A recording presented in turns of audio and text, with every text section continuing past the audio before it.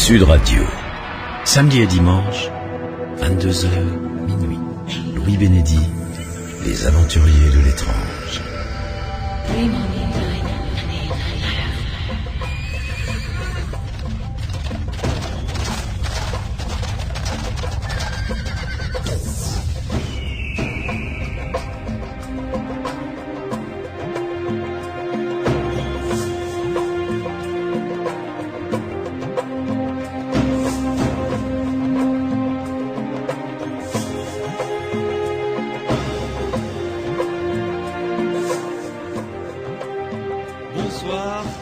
Bienvenue dans les aventuriers de l'étrange. Ce soir, je vais avoir le plaisir d'accueillir une fois de plus une invitée pour laquelle nous avons beaucoup d'affection. Certains naissent avec les yeux bleus, d'autres avec les cheveux noirs, d'autres encore avec la peau mate ou la peau claire. Eh bien, Maude Christen, elle, est née avec le don de voyance. Elle n'a rien demandé à personne et pourtant, elle a cette capacité rare de sentir, de voir, de percevoir ce que sera le futur de certains ou certaines des personnes qui viennent la consulter. Maude Christen vient de publier un livre intitulé « Ma vie et l'invisible » aux éditions Presse du Châtelet. Maude Christen, bonsoir. Bonsoir. Merci d'avoir accepté mon invitation une fois de plus dans les aventuriers de l'étrange sur Sud Radio. Une petite réponse rapide sous forme d'anecdote qui ouvre presque d'ailleurs votre livre. Vous y écrivez que l'année de votre conception, votre mère était la secrétaire d'un auteur de théâtre qui venait de monter une pièce dont je vous laisse révéler le titre et le sujet.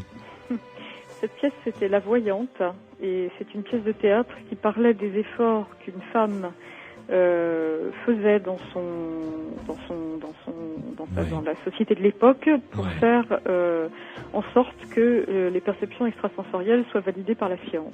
C'est quand même extraordinaire. En plus, vous avez appris ça récemment. J'ai découvert ça en fait en me penchant sur cette pièce de théâtre il y a moins d'une année.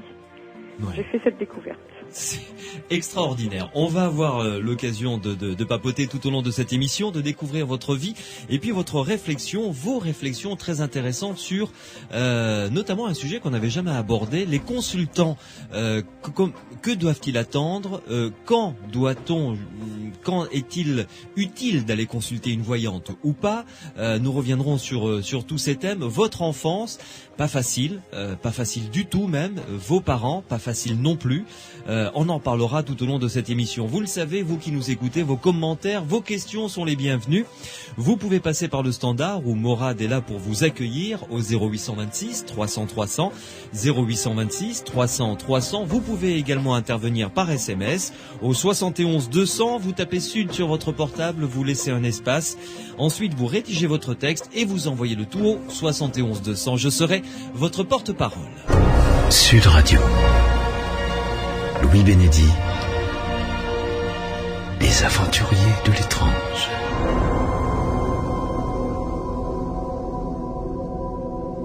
Maude Christen, mon invité à l'occasion de la publication de son livre en ce mois d'avril aux éditions Presse du Châtelet, Ma vie et l'invisible. Maude, d'ailleurs, pour commencer, je pense que ça va faire un carton. La mise en place est vraiment somptueuse. On en voit partout, hein. Écoutez, je vous remercie. J'ai même pas été voir la mise en place. Je vous le dis, fais confiance. Allez, je vous fais confiance sur parole. Dans le Sud, en tout cas, il y en a partout, c'est bien fait. Parfait. Alors, vos premiers chapitres sont consacrés à vos parents et à votre enfance, qui, pour le moins, fut un vrai cauchemar. Oui. Décrivez-nous vos parents, votre père et votre mère. Oh, écoutez, d'abord, je pense pas être la seule à avoir vécu une enfance pénible. J'ai vu des milliers de gens dans ma vie par mon travail et finalement, il y a beaucoup de quand on sort un peu de la légende idéale et dorée de la famille, qui est plus une idéologie qu'une réalité, il y a quand même beaucoup de gens qui vivent des choses difficiles. Bon. En ce qui me concerne, j'ai pas écrit sur mon enfance avec l'envie de me raconter comme le fait un auteur. J'ai écrit sur mon enfance parce que le type de, je dirais, les problèmes à la fois d'isolement, de persécution et, n'ayons pas peur des mots, de maltraitance que j'ai pu rencontrer, dans bien des cas, aboutissent à des compensations ou à des réactions qui qui sont autodestructrices puisque ça aboutit bien souvent à des addictions, à des problèmes, Oui, alcool, à drogue, des envie de problèmes d'alcool, à des suicide. problèmes aussi éventuellement de délinquance ou Oui, oui. quand il n'y a pas de modèles familiaux dignes de ce nom. Et j'ai eu la chance d'avoir une forme, je vais employer le terme cher à Boris Cyrulnik, de résilience, qui fait que pour ma part, c'est comme si j'avais développé mes capacités psychiques, Mhm. exactement comme on développe de la corne sous les pieds quand on fait de la marche sur les plages brûlantes ou dans les montagnes, parce qu'il le faut bien. Et en fait, je pense qu'à la base, mes capacités psychiques ont été une défense contre un environnement familial extrêmement perturbé et hostile, Ouais. qui ne permettait pas d'établir où le langage n'était plus porteur de sens et n'était plus porteur de vérité. Alors il fallait bien trouver la vérité autrement. Alors c'est comme si de petites antennes avaient poussé et m'avaient permis de la découvrir autrement. C'est uniquement pour cette raison que j'ai eu envie de parler de mon enfance, parce que bon, j'ai 42 ans. Pour moi, ces questions sont vraiment réglées. Je suis dans le pardon. Il n'y a pas... vous voyez, j'ai pas l'impression que je suis ni dans la colère, ni dans le sentiment d'exiger une réparation. La vie, et je l'ai écrit d'ailleurs dans mon livre, a été ce qu'elle a été. Il fallait peut-être passer par là pour acquérir ce que j'ai acquis et comprendre ce que j'ai compris. Bon, voilà, c'est Oui, mais alors, parce que quand même, je voudrais donner quelques détails, parce que ceux et celles qui nous écoutent vont découvrir en même temps ce qui a été fondateur, parce que l'enfance, c'est fondateur d'un être humain quand même, et c'est pour ça que vous l'avez écrit, pour qu'on comprenne mieux comment vous vous êtes développé, vous avez développé vos dons. Par exemple, vous le racontez, dans un bébé, dans votre chaise haute, et vos parents s'amusaient, entre guillemets, je trouve ça... torturer un bébé, à dire des choses atroces avec le sourire, avec une voix douce, etc. Et de dire des choses gentilles en hurlant rien que pour voir, pour tester. Oui. C'est affreux de dire ça. Ils s'en vantaient avec une totale innocence quand j'avais 15 ou 16 ans, c'est comme ça que je le sais. Et alors, si vous voulez, je pense qu'il y a beaucoup d'êtres qui, par rapport à leur parcours personnel, sont pas capables de donner la vie et sont pas capables de remplir un rôle parental digne de ce nom. Il y a un enfant par jour qui meurt de mauvais traitements en France. C'est beaucoup, vous savez. C'est vrai. C'est vraiment beaucoup. Donc, les mauvais traitements physiques et psychiques il y a tous ceux qui meurent soi-disant parce qu'ils sont tombés de l'escalier. Donc, je crois pas, hélas, que ce soit d'une grande rareté. Non, effectivement. Ce qui n'enlève rien au côté dramatique de la chose. Hein. Je ne suis pas en train d'atténuer. Oui, tout à fait. Mais si vous voulez, je ne le vis pas comme une injustice qui me serait propre et contre laquelle je serais en guerre. Voilà. Oui, tout à fait. Alors, Maude Christen, question sous-jacente quand même à cette enfance. Est-ce que, puisque vous avez parlé d'antenne, on va continuer à employer cette métaphore, est-ce que vous êtes né avec ces antennes déjà plus développées que les autres et vous avez été obligé de vous en servir, de les découvrir et de vous servir de ça comme outil pour survivre, ou est-ce que ces antennes ont poussé, c'est-à-dire vous êtes né sans rien comme tout le monde, et ces antennes ont poussé pour survivre? Moi, je crois pas. Je crois être né exactement comme tout le monde parce que je crois que tout le monde a des capacités psychiques à plus ou moins grand niveau.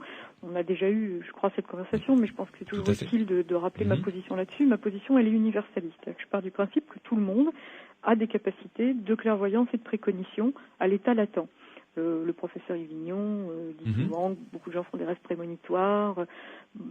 On a énormément de témoignages. Moi, je reçois énormément de témoignages sur mon site internet auxquels je peux d'ailleurs pas répondre à tous, de gens parfaitement ordinaires dans leur vie qui disent voilà, il vient de m'arriver un truc fou.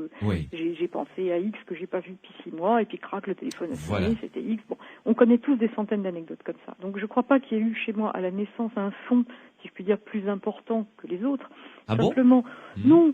Parce que Yves Lignon avait aussi l'habitude de dire on sait tous faire du vélo, mais il n'y a qu'un seul Eddy Merckx ou Richard Virenque. Oui, alors c'est des dispositions, mais si vous voulez, je crois que c'est l'écosystème qui construit un voyant, dans n'importe quelle culture. Hein. Ah oui.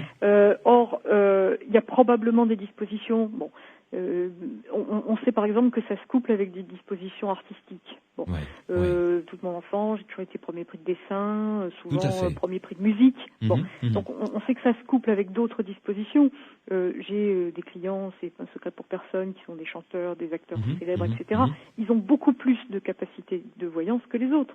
c'est Ouais. connu. Ouais. Éric Pigani a écrit un livre là-dessus. C'est très très connu le couplage de ces facultés avec des dispositions artistiques. Alors, ce que j'avais peut-être plus que les autres, c'était ce couplage, disposition artistique, très très très forte intuition. Et c'est la vie et l'écosystème dans lequel j'ai grandi qui a obligé cette très forte intuition à devenir autre chose. Et à, je dirais, et à s'éveiller et à se préciser. Ouais. Mais je crois que si j'avais vécu, vous voyez, dans une famille paisible, où on m'est permis de me développer tout à fait normalement, Comme en Ardèche. sans être en danger, voilà, comme ces merveilleux amis Ouais. chez lesquels je montais à cheval quand j'étais adolescente. J'aurais vécu dans une famille comme ça, j'aurais peut-être, je sais pas, je serais peut-être devenue peintre. Je serais peut-être devenue moi-même prof de dessin. Ou romancière. Pourquoi pas. Bien sûr. Ou romancière, ou chanteuse.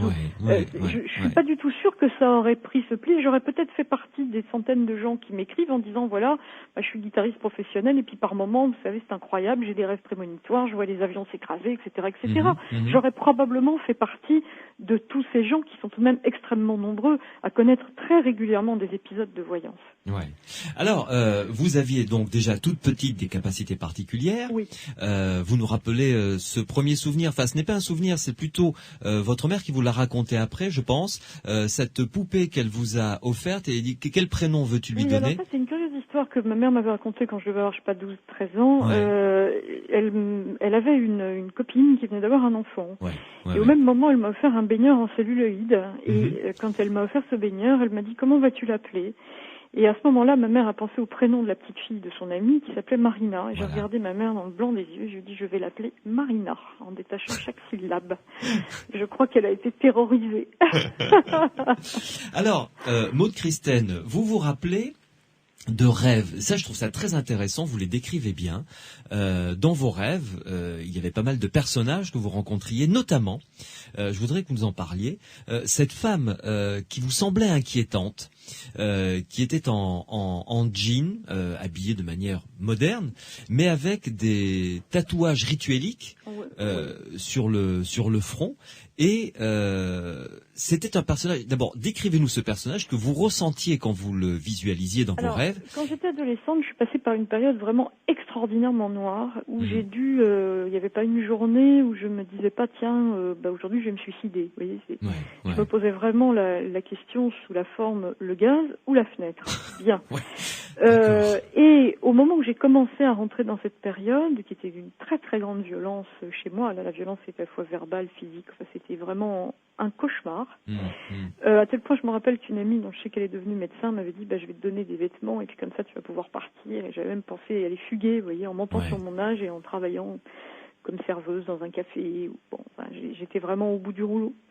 À ce moment-là, j'ai commencé à faire des rêves dans lesquels est apparue une figure qui était en fait, une femme extrêmement brune de peau, habillée en jean, qui aurait pu ressembler à une espèce de comment dirais-je, de femme assez provocante. Elle était inquiétante, elle avait des tatouages rituels sur le visage, un peu comme les Maoris. Elle avait des ongles très longs. Et elle me mettait en garde contre le fait de me détruire ou de me suicider. Elle était à la fois extrêmement stimulante et extrêmement violente.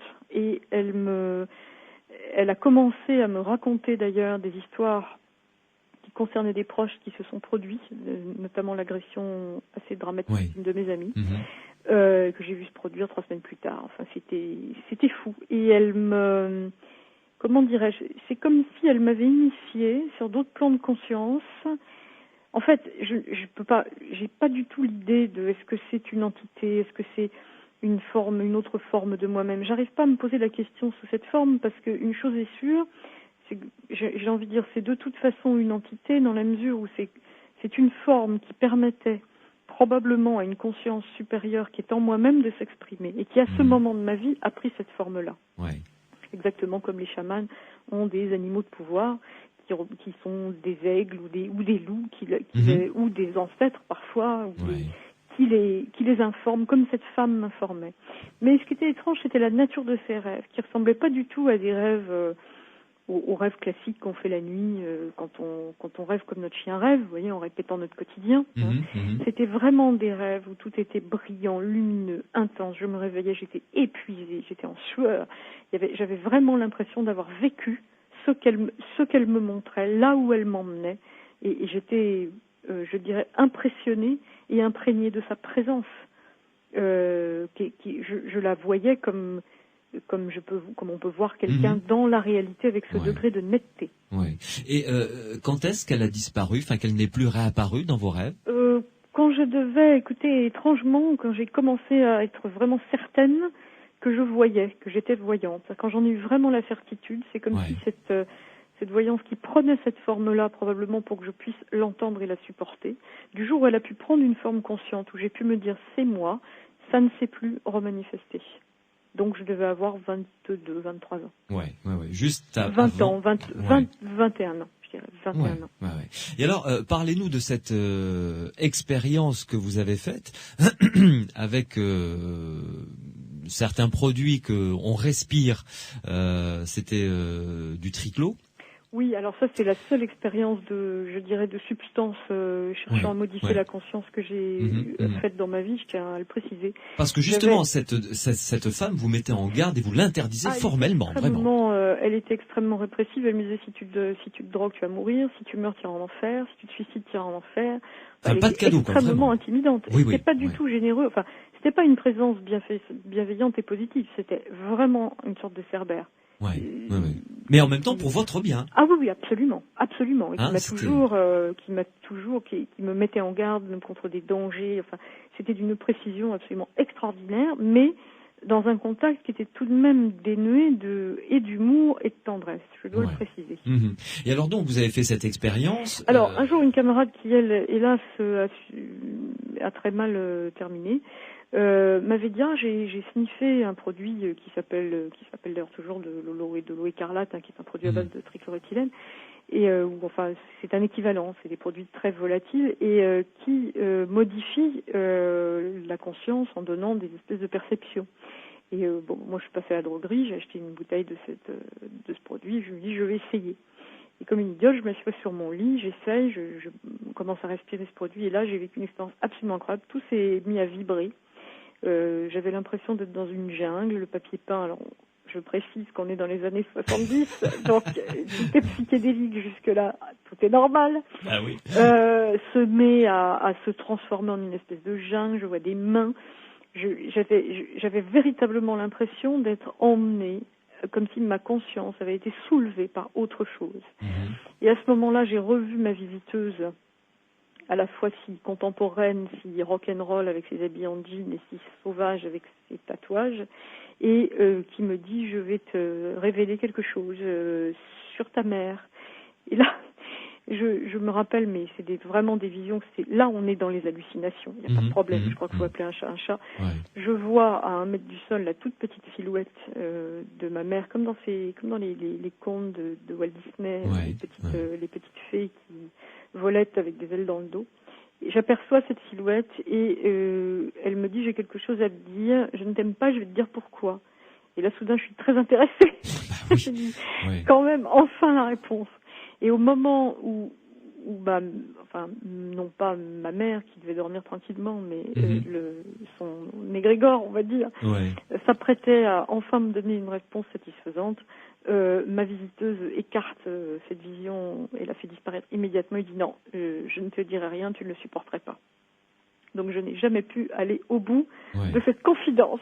Et pourtant, une fois revenu à vous, si j'ose dire, vous êtes allé voir votre mère pour lui demander. Une fois revenu à moi, parce qu'on peut vraiment dire ça, je suis allée voir ma mère qui déballait ses paquets, qui rentrait du marché. Je lui dis écoute, la nuit dernière, j'ai vu quelque chose. T'as rien à me dire sur ma naissance, un secret? Elle s'est retournée, elle me dit mais ça va pas, t'es folle. Voilà. Donc j'ai jamais pu aller au bout J'ai jamais pu aller au bout du mystère. Mystère tout de même qui est impressionnant, même sur le plan sociologique, puisque j'ai raconté cette histoire dans mon livre. Ma mère a vécu pendant 20 ans dans un milieu parisien, intellectuel, littéraire, d'un très haut niveau, où elle avait des fonctions d'assistante personnelle pour des auteurs à succès à l'époque. Et elle a, décidé de rentrer dans une vie où, en épousant mon père, qui avait une condition sociale à l'époque extrêmement modeste, puisqu'il était ouvrier d'usine, s'est retrouvée dans une vie où elle a cessé, quand elle m'a eu, pas quand elle s'était mariée avec lui, mais quand elle m'a eu. 7 ans après, oui, 7 ans après le mariage. Oui. Elle a cessé absolument de côtoyer l'univers professionnel dans lequel elle était depuis près de 20 ans, ce qui n'est pas rien. 20 ans d'exercice professionnel, elle avait près de 40 ans quand elle m'a mis au monde. Et du jour au lendemain, elle s'est retrouvée à faire le ménage, les courses, dans un petit appartement en banlieue, avec le salaire humble de mon père, auquel en plus elle ne vouait pas une passion sans limite. Voilà. Donc ça a dû être une vie, évidemment, il y a probablement un mystère derrière un tel choix de vie. La personne qui a payé les pots cassés, d'abord c'est elle, la pauvre, puis après bien sûr c'est moi. Tout de suite après. Directement, en ligne directe si vous voulez, voilà, sans filtre, sans écran, la personne qui a payé après évidemment c'est moi. Et bien entendu que derrière tout ça il doit y avoir quelque chose de très lourd, mais écoutez, elle emportera probablement son secret dans sa tombe. Voilà. Continuons à dérouler un petit peu votre vie et à découvrir vos premiers pas. Vous étiez consciente assez rapidement que vous aviez des capacités que les autres n'avaient pas, j'imagine. C'est-à-dire pas vraiment. Au début, je pensais que j'avais des capacités que les autres avaient. Et c'est quand j'ai vu qu'en les évoquant, ça créait un genre de gros bug, que j'ai compris que je les avais, que les autres ne les avaient pas. Ouais. Mais sur le coup, non. Je pensais que une perception extrasensorielle était une perception normale et qu'on pouvait l'évoquer comme on pouvait évoquer, que si je pouvais raconter ce que je voyais, je pouvais le raconter comme je pouvais raconter ce que j'avais entendu ou ce qu'on m'avait dit. Oui. J'avais pas fait clairement la différence. C'est autour de 8-10 ans que là j'ai bien fait la différence. Et à l'adolescence, alors là, nettement, très nettement, là j'ai pigé. Ah oui, Maude Christen est mon invitée dans Les Aventuriers de l'étrange sur Sud Radio avec ce livre Ma vie et l'invisible aux éditions Presse du Châtelet. Maude Christen, sous prétexte de graphologie, parce que votre père s'était intéressé à la graphologie, vous avez en fait donné votre première consultation. Oui, absolument. Racontez-nous ça.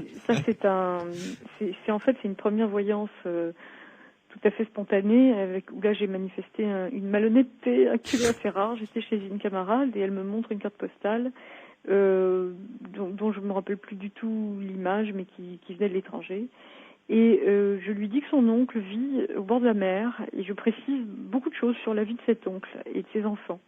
Et elle me dit c'est extraordinaire ce que tu me dis là. Alors je crois que c'est une carte postale, je sais plus, c'était peut-être Londres, ou je me rappelle plus, c'était une ville. Elle me dit mais comment tu peux savoir où vit mon oncle ?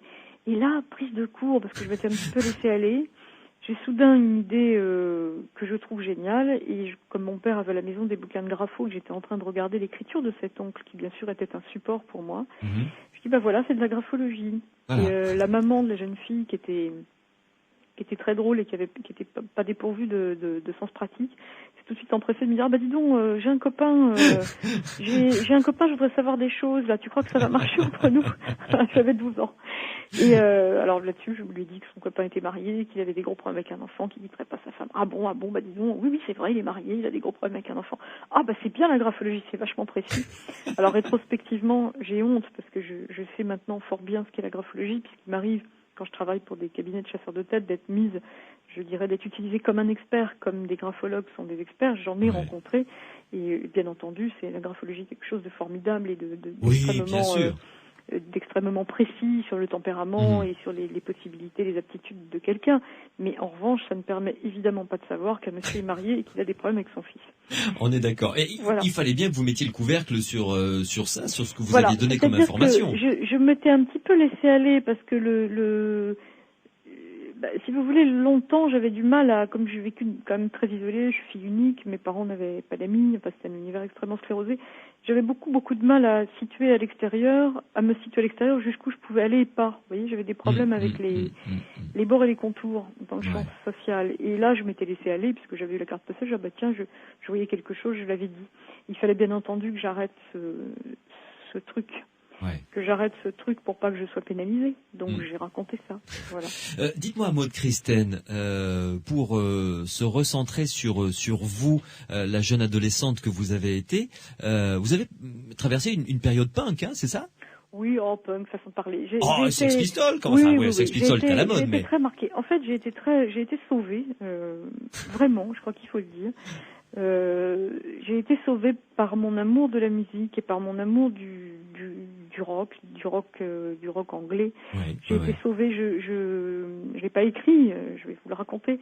La musique, en fait, je l'écoutais dès que je sortais de l'école. J'écoutais de la musique et je m'arrêtais qu'en m'endormant. Et comme j'avais pas de sous pour acheter des CD, j'avais un deal avec une boutique de disques. Je distribuais des prospectus pour eux sur les pare-brises des voitures et à la sortie des gares. Et en échange, ils me faisaient venir les vinyles que je voulais. Et les vinyles que je voulais, c'était les vinyles de Brian Ferry, c'était les vinyles de Roxy Music, c'était les vinyles de David Bowie. Bon plan. C'était les vinyles de Nina Hagen. Et c'est des choses que même à l'époque, mes camarades n'écoutaient pas. Ils étaient beaucoup plus soft, ils écoutaient Genesis, Peter Gabriel. Et moi, je faisais venir les Sex Pistols, je faisais venir Patti Smith. Et je me rappelle du premier vinyle de Patti Smith que j'ai dû écouter en boucle pendant un bon mois. Ça m'a sauvé la vie, vous voyez. Non seulement à cause de la musique, mais à cause de tout ce que ça me. Si vous voulez, il y a une esthétique. Enfin, c'est pas une émission sur le rock, mais il y a une esthétique dans ce rock. Il y a un niveau d'expression, qui est quand même extraordinaire. C'est pas de la sous-culture. Ah non, non. Non, mais je vous dis ça parce qu'on m'a sorti ça il y a 8 jours, c'est de la sous-culture. J'ai dit non, ce n'est pas de la sous-culture. Alors, je ne dirai pas à l'antenne ce que je considérais être comme de la sous-culture pour ne pas vous faire d'emmerde, parce que je suis une invitée polie. Mais non, Brian Ferry, ce n'est pas de la sous-culture. Voilà. Certainement pas. Ah non. Ni Roxy Music d'ailleurs. Ni Roxy Music, voilà. C'est la sous-culture. Bon, bref. Ok, si on dit que les Sex Pistols, par exemple, qui pourtant musicalement peuvent être critiquables, c'est de la sous-culture, c'est à ne rien y comprendre. Ils ont été quand même à la naissance d'une vague des punks, qui était quand même un mouvement social très important. Enfin bref, on va pas rentrer là-dedans parce qu'on y passerait des heures. Je pense qu'il y a je crois qu'il y a des sensibilités, si vous voulez, il y a des sensibilités qui, je pense que la musique c'est exactement comme c'est exactement comme la voyance. D'ailleurs en astrologie c'est la même chose puisque c'est Neptune qui gouverne l'un comme l'autre. Bon, vous voyez, il y a des enveloppes dans lesquelles je peux rentrer en décrivant assez fidèlement un contenu. Et puis, il y a des enveloppes dans lesquelles je ne rentrerai jamais. Je pense qu'il y a des êtres qui ne peuvent pas être en résonance avec certaines œuvres et avec certains auteurs et avec certains artistes. Quand on ne peut pas, quand on ne peut pas vibrer sur cette culture, je peux comprendre qu'on considère que c'est de la sous-culture. Oui, il y avait des gens qui ne peuvent véritablement pas y rentrer, ils n'ont pas les clés. Revenons à votre vie et à vos particularités, à ce talent de voyance que vous possédez, Maud Christen, et continuons à avancer dans votre livre. Vous avez, écrivez-vous, fréquenté plusieurs associations spirituelles. Oui, absolument. Sans y trouver ce que vous y recherchiez. Non. Ok. Mais racontez-nous ces expériences. Quel type d'association spirituelle, entre guillemets, vous restez volontairement flou, hein? En fait, oui, on va le rester par, vu ce que j'ai à en dire, on va le rester par charité chrétienne. Voilà. En fait, à l'année du bac, je me posais vraiment des questions sur l'existence de Dieu, puisque je pouvais le penser comme ça, étant donné dans une culture chrétienne, et je me suis dit tiens, je vais chercher à contacter et à la fois j'étais très intéressée par l'Orient. Et en fait, j'ai contacté par une amie que j'avais rencontrée des associations qui sont, je dirais, proches de la théosophie. Je ne dis pas que ce sont des théosophes, mais proches de la théosophie, et qui avaient pour particularité d'essayer de synthétiser, je dirais, l'apport occidental, l'apport de la spiritualité chrétienne occidentale et des spiritualités orientales. Et ce que j'y ai découvert ne m'a pas beaucoup intéressée dans la mesure où j'ai vu qu'à l'intérieur de ces doctrines se réfugiaient des personnalités qui étaient essentiellement avides de pouvoir. Et de même qu'il y a aujourd'hui un jeu vidéo qui s'appelle Non, c'est pas vidéo, c'est un jeu sur Internet qui s'appelle Second Life. Ça Oui. vous dit quelque chose? Oui, Bon. oui, où on crée un avatar et on se crée une deuxième vie, quoi. Et puis, c'est un jeu qui a énormément de succès, on en parle partout. Oui, tout à Et fait. les gens ont une espèce de deuxième vie où ils créent un double physique, psychique, ils communiquent entre eux, ils échangent. Bon. Ce que j'ai trouvé dans ces associations, c'est ça, c'est-à-dire des personnes qui avaient énormément de mal avec la réalité et qui, au fond, à travers cette espèce de Second Life, se retrouvaient toujours des réincarnés prestigieux. Alors, si vous voulez, au bout de la 25e réincarnation de Toutankhamon, de Napoléon et de Marie-Antoinette, vous vous dites, mais où sont passés les esclaves noirs et les femmes de ménage? Ils ne sont donc jamais réincarnés. Non. Alors, c'est quelque chose, même à 17 ans, qui m'a vite... je pense qu'en dehors de la musique, ce qui m'a sauvé la vie, c'est un très grand sens de la réalité, je dirais un très grand attachement à la réalité et à son observation. Ouais. Or, pour moi, la spiritualité, ça sert à être mieux dans sa vie ici et maintenant. Si ça doit servir à alimenter les chimères en fantasmant des existences de gloire et de pouvoir que l'on n'a pas eu, pour permettre d'éviter les problèmes qu'on a ici, maintenant et aujourd'hui dans nos vies et de chercher à les résoudre, alors dans ces cas-là, il faut en finir avec la spiritualité. Très bien. Voilà. Mais je dois dire que ce sont des expériences qui se sont mal passées. Il y a aussi des associations spirituelles et j'ai aussi rencontré, bien plus tard, notamment en exerçant mon métier, des gens qui appartiennent à ce type d'association, qui ne ressemblent pas à ça, qui sont des gens merveilleux, généreux, qui ont un vrai parcours initiatique. C'est aussi un coup de malchance, vous voyez. Je veux pas faire aux associations spirituelles le mauvais coup qu'on fait aux voyants quand un mauvais journaliste va voir des mauvais voyants et dire tout ça c'est des conneries, la preuve, je suis allé dans un salon et on m'a dit des bêtises. Ouais. Je veux pas leur faire ce coup-là, vous voyez. Ça serait pas honnête. Maude Christène, vous restez avec nous, une pause et on se retrouve dans quelques instants pour toujours partir à la découverte de votre vie, de ce qui vous a fait que vous êtes Maude Christène maintenant. On va parler dans quelques instants de cette thérapie que vous aviez entamée très jeune pour vous découvrir et surtout, je suppose que le thérapeute a dû être étonné quand vous lui racontiez ce que vous pensiez être vos rêves, c'est-à-dire des rêves, c'est-à-dire le produit de votre inconscient. C'était absolument pas le produit de votre inconscient, c'était des rêves prémonitoires, vous nous raconterez ça. Comment est venu, parce que moi je croyais que vous appeliez réellement Maude Christène. En fait non, c'est un pseudo. Comment c'est arrivé? C'est même pas vous qui l'avez trouvé. Donc on va en parler dans quelques minutes. Si vous voulez nous envoyer des SMS, participer à cette conversation, vous savez que vous le pouvez. Vos réactions sont les bienvenues, vous qui nous écoutez. Vous nous appelez au 0826 300 300 pour en discuter avec Morad et ensuite, pourquoi pas, il me transmet vos questions ou encore les envoyer par SMS. Vous tapez Sud sur votre portable, vous rédigez votre texte et vous envoyez le tout au 71 200. Sud Radio. Louis Bénédy.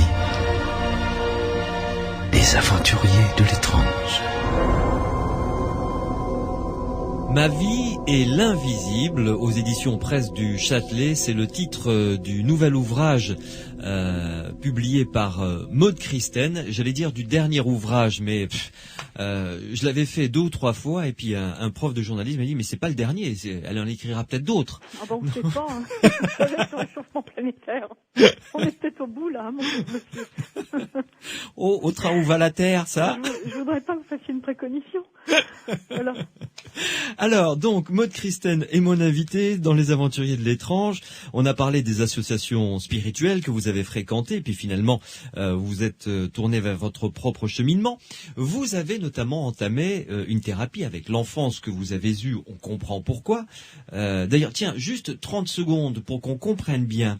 Lorsque votre marraine est décédée, quelqu'un à qui vous teniez beaucoup d'ailleurs, vraiment énormément, vos parents vous ont appelé en vous disant voilà, on va toucher, tu vas hériter à travers nous, et vous avez appris à ce moment-là qu'ils avaient gardé scrupuleusement les tickets de caisse, enfin toutes les dépenses qu'ils ont fait pour vous à partir du moment où vous avez quitté le domicile pour vos études, c'est ça? Oui, absolument. Oui. Ça doit être effarant, Mais et non, ils voulaient le défalquer oui, de l'héritage, évidemment. Je sais bien, tout paraît toujours effarant dans ces histoires-là quand on est issu d'une famille normale. Mais moi, ça m'a pas paru effarant parce que, si vous voulez... Oui, vous avez grandi là-dedans. Oui, donc j'ai pas été plus secouée que ça. Je me suis dit, bah oui, c'est comme d'hab. Oui, ça change pas, oui. Oui, mais ça m'a pas d'ailleurs gênée. C'est surtout que ma marraine soit morte qui me gênait. Évidemment. Et je dois dire que vous avez lu, bien entendu, qu'il leur est arrivé un mauvais tour, Oui. puisque en fait, ma marraine s'était elle-même rendu compte qu'il y avait quelques petits soucis de parole du côté de mes parents, et avait bien entendu fait en sorte que cet héritage ne soit surtout pas à travers eux. Voilà. Ouais. Et c'est vous qui avez tout Oui. finalement, sauf le chauffeur qui a eu l'appartement. Voilà, ce qui est pas mal. Alors, parlons un petit peu de cette thérapie. On comprend pourquoi vous vouliez faire cette thérapie. C'est déjà courageux de s'en rendre compte et de dire, ben voilà, je vais y voir plus clair pour pas reproduire des erreurs que j'ai déjà produites. C'est-à-dire que j'avais commencé ma vie amoureuse, bon, comme beaucoup de gens, de manière très passionnée, et j'avais rompu mes fiançailles je sais pas, peut-être à 2 mois de mon mariage. Ouais. En partant à toute berzingue dans une histoire assez destructrice, bon, auquel j'ai mis un terme assez rapidement, mais je me suis dit là, c'est pas possible, je peux pas faire souffrir les autres comme je le fais, et je peux pas moi-même souffrir comme je souffre parfois. J'avais compris que la vie affective risquait d'être ou pour moi une blessure infinie, ou pour ceux qui m'approchaient une torture. Donc je voulais sortir de cette bipolarité. Hein. Et j'avais compris très tôt que j'aurais du mal à faire autre chose. Donc je suis allée voir un thérapeute. Vous avez lu, c'est rigolo, c'était un thérapeute qui habitait au-dessus d'une librairie ésotérique. Oui, ésotérique, oui. Et alors, j'avais jamais vu ça de ma vie, une librairie ésotérique, parce que je le précise d'ailleurs dans mon livre, chez moi, il n'y avait aucun intérêt ni pour la spiritualité, ni pour l'ésotérisme. Ouais. Et ce qui est marrant, vous avez été attiré par une boule de cristal. Oui, alors qui j'ai était dans la regardé cette vitrine, qui était un peu effarante, où il y avait de tout, évidemment, les pires horreurs, enfin bon, voilà. Et je me disais, mais j'étais vraiment terrorisée. Je me rappelle, il y avait un livre qui s'appelait Les pouvoirs cachés de l'esprit. Oui. Je me disais, il doit bien y avoir quelque chose de vrai là-dedans. et à la fois, bon, il y avait toutes sortes de poupées. Il y avait des petites, je me rappelle, il y avait des petites figurines en cire pour faire de l'envoûtement, etc. Dans la vitrine, je me disais, quelle horreur. Et j'étais complètement tétanisée. Et mon psy habitait au premier étage, juste au-dessus. C'est quand même drôle, non? Donc pendant plusieurs mois, je suis passée devant les pouvoirs cachés de l'esprit, les petites amulettes, voilà. Et quand je me suis retrouvée face à cette dame qui était très gentille, qui était très douce, c'était une psychanalyste assez classique. Elle m'a dit, voilà, vous allez me raconter vos rêves. Alors j'ai raconté mes rêves. Et là, j'ai vite arrêté c'est là où j'ai vraiment pigé que je voyais, que j'étais voyante, parce que je lui racontais des rêves extrêmement précis qu'elle cherchait à interpréter comme du matériel analytique. Oui. Et ce que je racontais se produisait, n'était pas symbolique, mais était purement factuel et se produisait dans les mois qui suivaient. Je précise que c'était des choses sur lesquelles j'avais aucune influence, parce que sinon on pourrait toujours dire, c'est vous qui les avez produits. Par exemple, je lui raconte qu'une personne que je connais très bien m'invite à son mariage. À l'époque où je lui raconte ça, cette personne est célibataire. Ouais. Je la vois mariée avec un homme dont je fais une description physique très précise. Et scène peu banale dans un mariage, le lendemain, au bord d'une piscine, son mari vient lui caresser le cou et l'épaule. Elle se retourne brutalement et lui dit « Ah, ne me touche pas, je ne te supporte pas ». Bon. Je raconte ça à mon thérapeute qui s'empresse de me dire qui est cette personne pour vous, quels sont les liens que vous avez, ah bon, un monsieur grand et chaud, et c'est quoi pour vous un monsieur grand ou chaud, est-ce que votre père est chaud, enfin, oui, classique, un travail classique. Oui. Bon.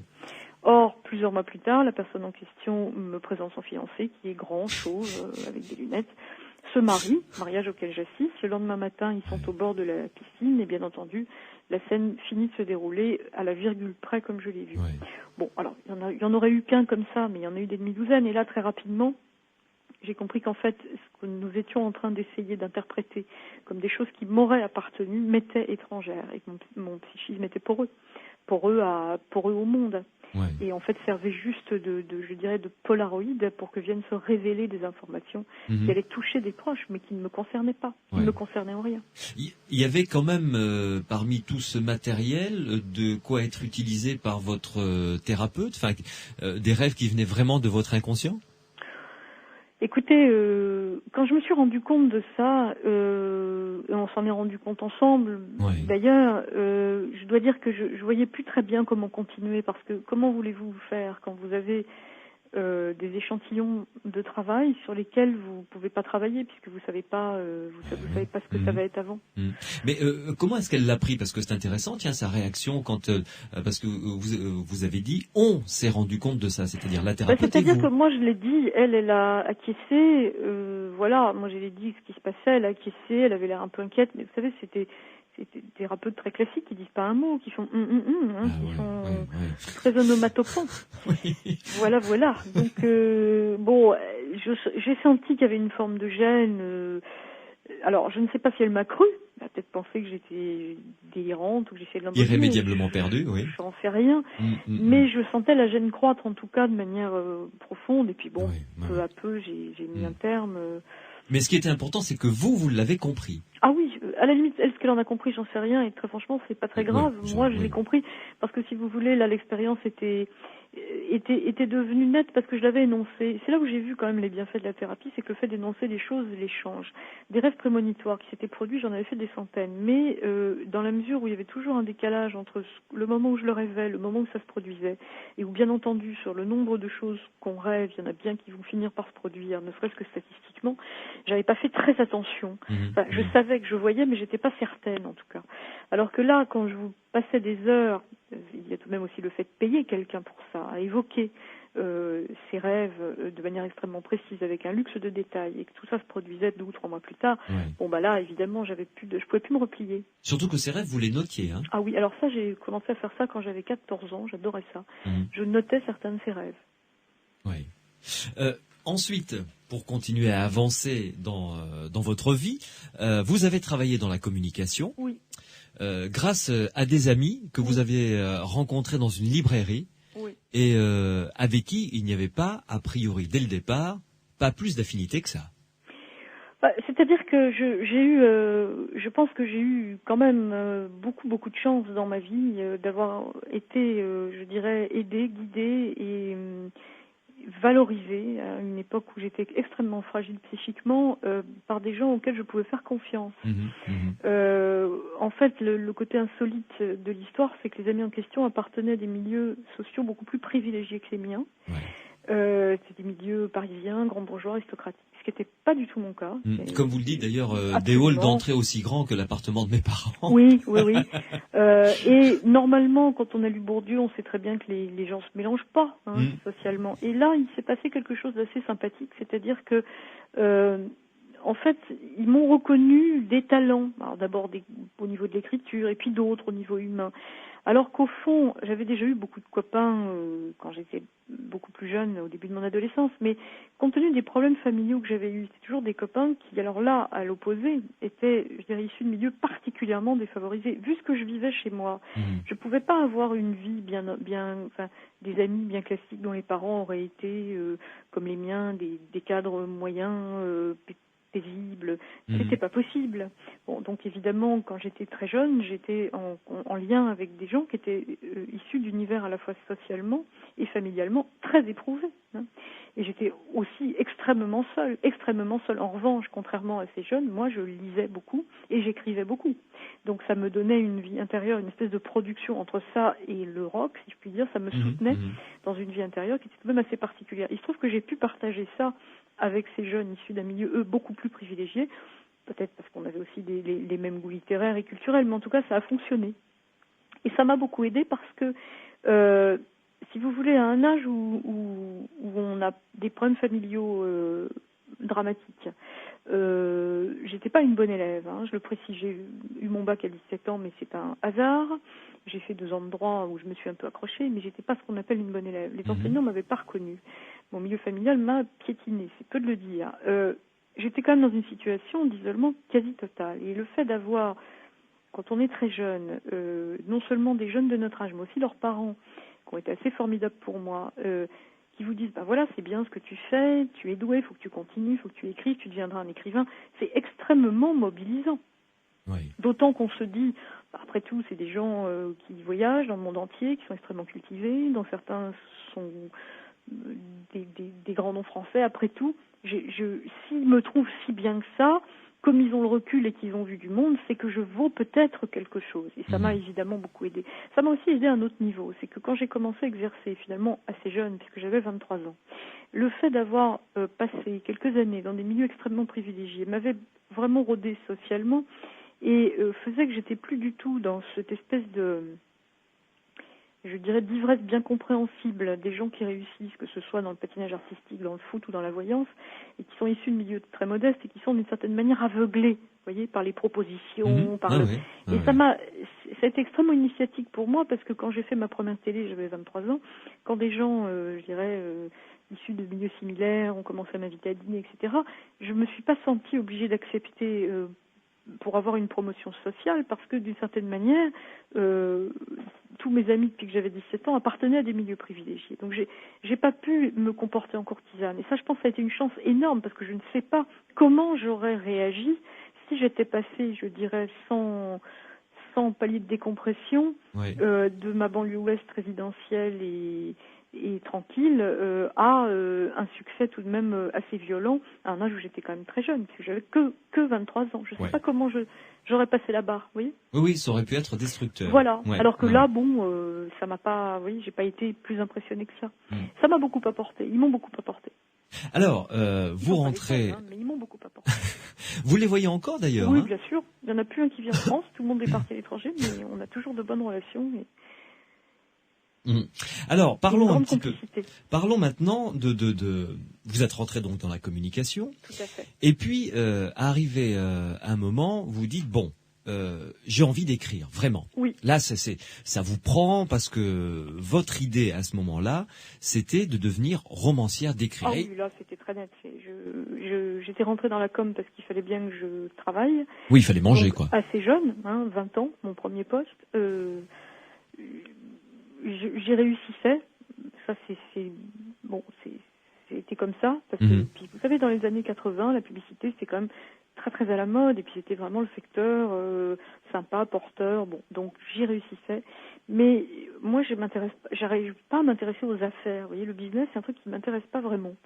Alors, j'y étais pas très heureuse. J'y arrivais, mais j'étais pas très heureuse. Et j'avais vraiment décidé d'écrire, d'autant qu'à l'époque, j'avais une chance immense, parce qu'une jeune femme qui est la petite fille de Martin Dugard était à l'époque, je dirais, chargée de lecture pour un très très grand éditeur parisien, et avait eu mes textes entre les mains qu'un de mes amis lui avait donné.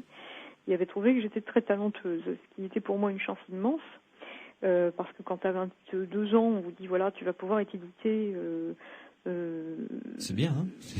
Chez un grand éditeur parisien, c'est quand même une chance absolument inouïe. Le problème, c'est que je travaillais beaucoup, mais vraiment beaucoup. J'arrivais pas à me sortir j'arrivais pas à travailler et à écrire. Et à ce moment-là, ma meilleure amie, qui était une femme extraordinaire, qui avait 20 ans plus que moi, voilà, m'a dit écoute, moi je veux bien t'entretenir 15 jours par mois, quand je vais dans le midi de la France, tu viendras avec moi, mais alors les 15 autres jours, quand même, faut pas pousser, tu te démerdes. Je dis mais qu'est-ce que tu veux que je fasse 15 jours par mois? Et là, elle me dit la voyante extra-lucide. Écoute, c'est pas très drôle. Bon, tu vois, je suis quand même quelqu'un d'intègre. J'étais un peu vexée. Je me dis là, quand même, elle pousse, parce que si c'est pour me proposer d'un côté de l'aide et de l'autre, j'étais même un peu choquée, vous voyez, par le culot. Elle m'a dit, écoute, on va pas jouer à cache-cache. Tu fais de la voyance tout le temps. Et puis elle venait d'en voir une qui avait été somme toute très nulle. Qui avait été très nulle donc, et qui avait pas eu faire. Tu feras pas pire, quoi. Elle était très très énervée. Elle était pas très branchée sur la voyance, mais là elle était vraiment très énervée. Et elle m'a dit bon écoute, là maintenant il faut que tu te débrouilles. J'ai dit mais ça va pas. Et elle était absolument persuadée. Elle me dit écoute, je te connais bien. Je l'ai connue quand j'avais 14 ans, donc elle me connaissait depuis un bon moment. Tu es voyante, toi vraiment. Fais ça. Je dis mais je peux pas faire ça quand même. Je peux pas être voyante extra-lucide. Mais si, je vais t'envoyer. Écoute, on va faire un test. Je vais d'abord t'envoyer quelqu'un que tu connais pas. On va voir comment tu vas te débrouiller. Et hop, elle m'envoie une copine. Qu'en effet je connais pas. Et là je raconte à la copine toute sa vie. C'était terrible. Je me dis j'ai dû avoir de la chance. Et puis le problème c'est que quand elle me renvoyait une autre personne, ça se produisait exactement de la même façon. Donc très rapidement elle m'a convaincue de ça, mais moi je voulais pas exercer sous mon vrai nom. Donc je lui ai dit t'aurais pas un pseudo pendant que tu y es? Et elle me dit si Maud Christine. J'ai dit bah c'est bien ça Maud Christine. Et ça a été décidé en 10 secondes, en pensant que ça servirait 6 mois. Mais ça fait 20 ans. Ça lui est venu comment, ça, Maud Christine? En plus, c'est un nom qui claque, elle l'a bien trouvé, quoi. Je peux pas vous dire. Je me souviens très bien, on était en train de manger des tartines beurrées avec du chocolat. Et elle me dit, Maud Christine, ça te va? Mais c'était vrai qu'une grande désinvolture, parce que jamais je ne pensais continuer d'exercer. Jamais. Effectivement, Maude Christen, donc, l'a bien nommé, est mon invité dans Les Aventuriers de l'étrange sur Sud Radio. Le titre de son livre, Ma vie et l'invisible, qui vient de paraître aux éditions Presse du Châtelet. Maude Christen, vous avez décidé de faire de la voyance après votre boulot. Oui. Donc, fin de journée, les premiers rendez-vous. On est en avril 1987. Voilà, on est en avril 87. C'est le début. Donc je suis responsable du développement chez Médiagestion, qui était une centrale d'achat d'espace publicitaire. Donc gros boulot. Gros boulot. Et le soir, je commence à recevoir des clients qui sont envoyés par bouche à oreille, ainsi que par la seule publicité que j'ai passée dans ma vie, qui était 3 lignes dans le Nouvel Obs, et qui disait Maude Christen, une autre conception de la voyance. Voilà. Bon. Des gens arrivent, des inconnus. Je prends 200 francs d'honoraires. Je les fais asseoir, je commence à leur parler de leur vie. Dans quel état d'esprit êtes-vous alors? Inquiète, tendue, heureuse, excitée? Comment? Absolument terrorisée, avec un sentiment d'incompétence majeur. Je me dis, je suis en train de faire quelque chose qui n'est pas bien. Je suis paniquée, angoissée, mal à l'aise, et je me demande comment je vais me sortir du bourbier dans lequel je me suis mise. Parce qu'en plus, vous n'assumiez pas cette étiquette de voyante, hein? Ah bah pas du tout. Quand on est parisienne en 87 et qu'on travaille dans la communication, qui à l'époque le fleuron de la distinction, on ne peut pas assumer d'être voyante extra-lucide. Quand même, où allez-vous?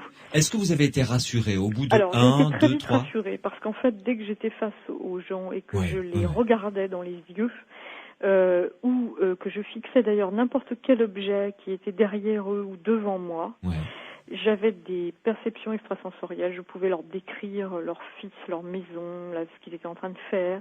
J'avais des scénarios qui remontaient et qu'à chaque fois, ils validaient. Non seulement j'ai été sécurisée, mais j'ai été, je dirais, absolument émerveillée parce que j'ai découvert... D'abord, j'ai découvert ce que je ne savais pas jusqu'à présent, c'est-à-dire à quel point la voyance était bénéfique, utile, apaisante. Parce qu'enfin, ce que je voyais servait à autre chose qu'à moi-même, et à me poser la question de tiens, c'est bizarre ce truc, pourquoi je vois? Ça avait enfin une efficacité, ça cessait d'être des balles à blanc, ça devenait quelque chose de constructif. On abattait des problèmes. Les choses pouvaient être dites, restituées, la vie des autres remise en trame, repensée.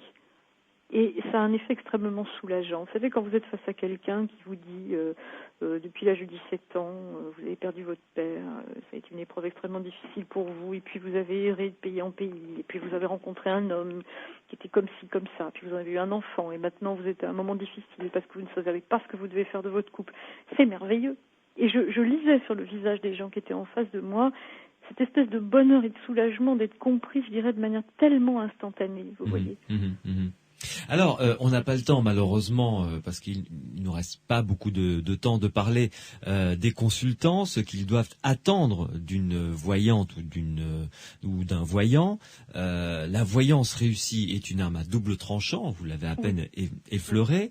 En revanche, j'aimerais que vous nous disiez, parce que je trouve qu'il y a un passage qui est vraiment passionnant dans votre livre, c'est le futur est-il écrit? Alors, vaste question, et si oui, par qui? Vaste question. Alors d'abord, commençons par le début. Le futur est-il écrit? Alors, je crois que c'est une question qu'il faut poser exactement comme on la pose à un généticien. C'est-à-dire que on a une idée du futur où tout écrit, ou tout libre. Bon, je pense que cette idée binaire est fausse. De même que dans notre patrimoine génétique, nous avons des choses que vous ne pouvez pas changer, que nous ne pourrons pas changer. La couleur de vos yeux, elle est écrite une bonne fois pour toutes. Vous êtes d'accord? En revanche, une prédisposition au cholestérol, une prédisposition à des problèmes de tension artérielle, peut, selon, parce que cette prédisposition est héréditaire et qu'elle est marquée génétiquement, qu'elle est présente génétiquement, peut très bien se déclencher ou ne pas se déclencher. Il va falloir que vous y participiez. Or, ce qui est extrêmement troublant en voyance, et je crois qu'il faut vraiment l'expliquer, c'est qu'on annonce sur le même ton des événements qui arriveront quoi qu'il en soit, exactement comme la couleur de vos yeux est déterminée quoi qu'il en soit, et des événements qui, pour qu'ils se produisent ou ne se produisent pas, demandent votre intervention, demandent votre participation, plus ou moins lourde, plus ou moins légère. Alors, ça crée, si vous voulez, une espèce de difficulté chez ceux qui écoutent ces prédictions, c'est de comprendre au fond, alors si tout est écrit, à quoi ça sert? D'abord, pourquoi je ne crois pas que tout est écrit? Parce que je ne connais pas une fonction psychique qui serve à rien dans l'évolution. Et si nous pouvons percevoir le futur, c'est bien entendu parce qu'il y a un moyen d'action sur celui-là. Sinon, nous n'aurions même pas cette possibilité. Hein. Quand les animaux pressentent les tremblements de terre, c'est quand même pour le temps de se barrer. Bon, sinon, ils ne le pressentiraient pas. Ils ne restent pas là à attendre de mourir dans leur tombe. Ils le pressentent et ils s'en vont. Ouais. La divination, ça sert à agir. Oui, mais ce qui est intéressant dans votre développement, c'est que donc vous mettez une nuance à ces deux extrêmes, évidemment, de c'est écrit où il y a, l'homme décide de tout.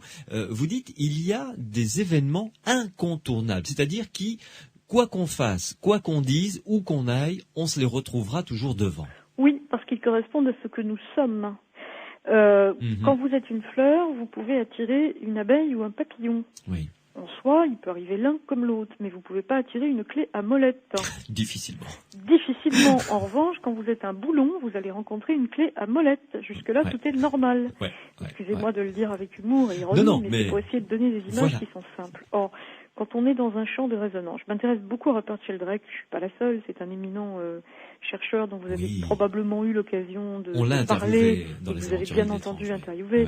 Je pense que Rupert Sheldrake a tout dit sur cette question. Nous fonctionnons à l'intérieur de champs de résonance. Ce que voit le voyant, c'est ce que vous êtes en train de produire dans votre vie par ce que vous êtes. Seulement, à la différence de la fleur, qui ne pourra jamais attirer une clé à molette, vous pouvez, vous, arriver à intervenir sur ce que vous êtes par la compréhension de ce que vous êtes et par le modifier, plus ou moins sensiblement. Nous sommes les seuls animaux à pouvoir modifier notre futur en comprenant ce que nous sommes en train de produire, ce qui est tout de même génial.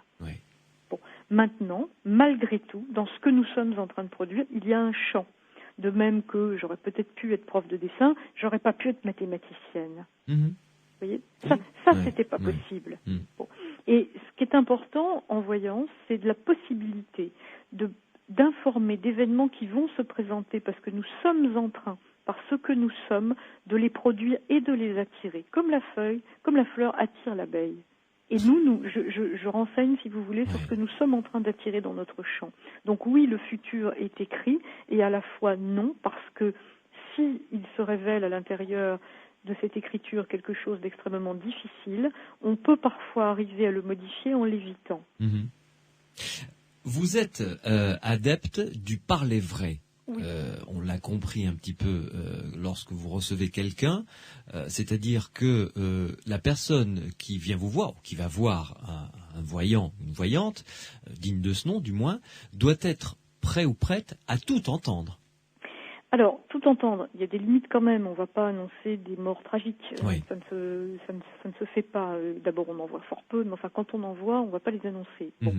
Après, il y a des problèmes éthiques et de déontologie comme dans n'importe quelle profession. Maintenant, en fait, je pense qu'il faut revenir sur ça et peut-être conclure là-dessus. Je pense qu'il faut être clair. Quand on va voir un voyant, c'est pour avoir des informations sur ce qu'on est en train de vivre et sur la manière dont ça va évoluer. C'est pas pour entendre ce qu'on veut entendre. Il y a dans notre culture, qui est rationaliste et qui ne reconnaît pas la divination comme quelque chose d'évident et d'incontestable, une ambiguïté. Beaucoup de gens, quand ils montent l'escalier qui les mène chez la voyante ou le voyant, sont dans une quête qui n'est pas finalement une quête de voyance, mais plutôt une quête de parole prostituée, où ils souhaitent entendre écoutez, dans la bouche de l'autre, la réalisation des désirs qu'il projette.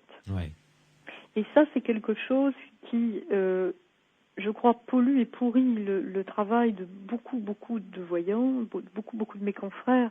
Moi, moins maintenant, parce que j'ai atteint, un niveau de notoriété qui fait que les gens qui sont dans cette demande ne viennent pas vers moi, parce qu'ils savent que je ne travaille pas de cette façon.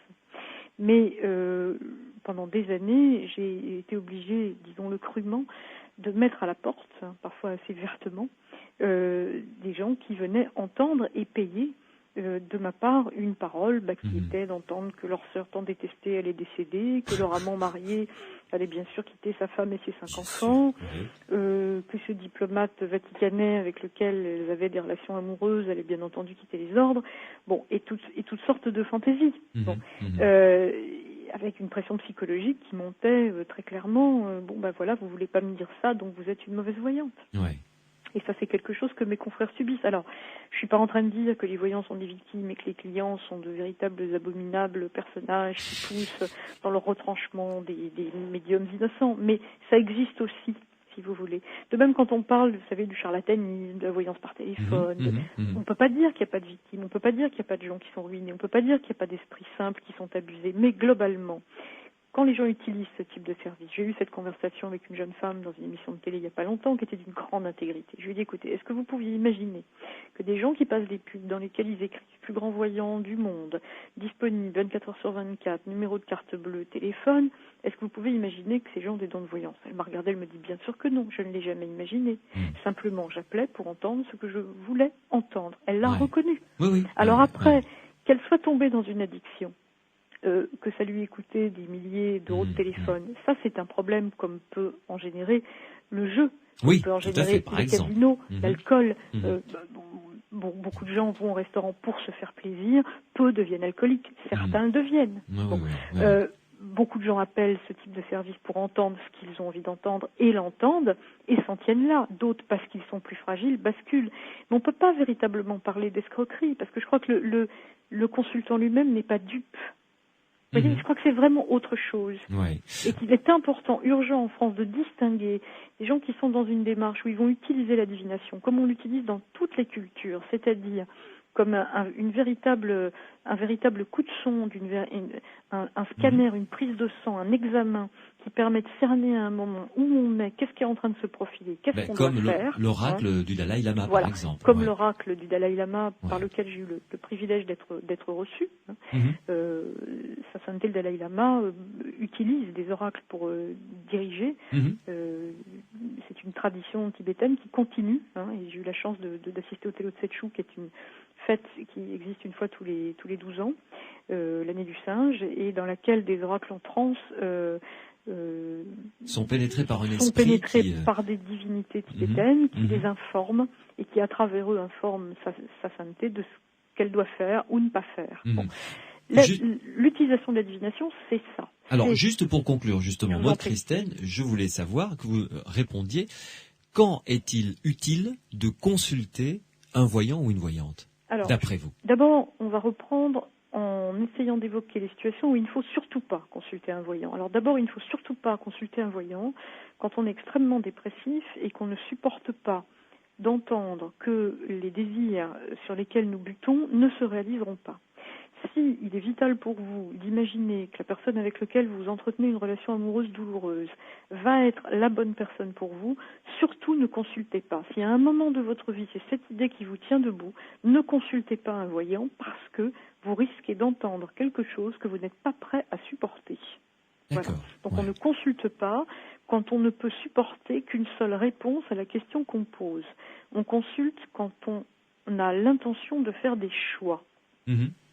Quand on cherche une direction, quand on cherche comment employer ses ressources et ses forces, quand on cherche à se découvrir, quand on cherche à savoir ce pourquoi on est fait, quand on cherche à savoir ce que l'autre pense ou veut faire de nous, quand on veut savoir si une relation est réellement possible ou impossible, quand on veut savoir si on doit ou non s'impliquer dans une affaire, dans des études, dans un emploi, mais on ne consulte pas pour entendre ce que l'on désire.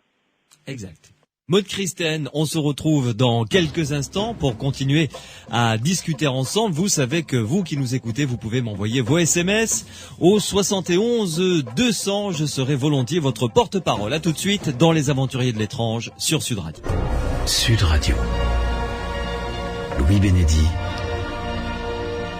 Les Aventuriers de l'étrange. Avec ce soir, Maud Christène, mon invitée, à l'occasion de la parution de son livre aux éditions Presse du Châtelet, Ma vie et l'invisible. On ne peut pas vous recevoir sans parler, Maud Christène, de votre rencontre avec l'oracle du Dalai Lama. Puis-je dire que vous êtes allé voir un collègue ou un maître ? Un maître. Je n'oserais sans jamais contestation dire possible, un collègue. Je n'oserais jamais dire un collègue.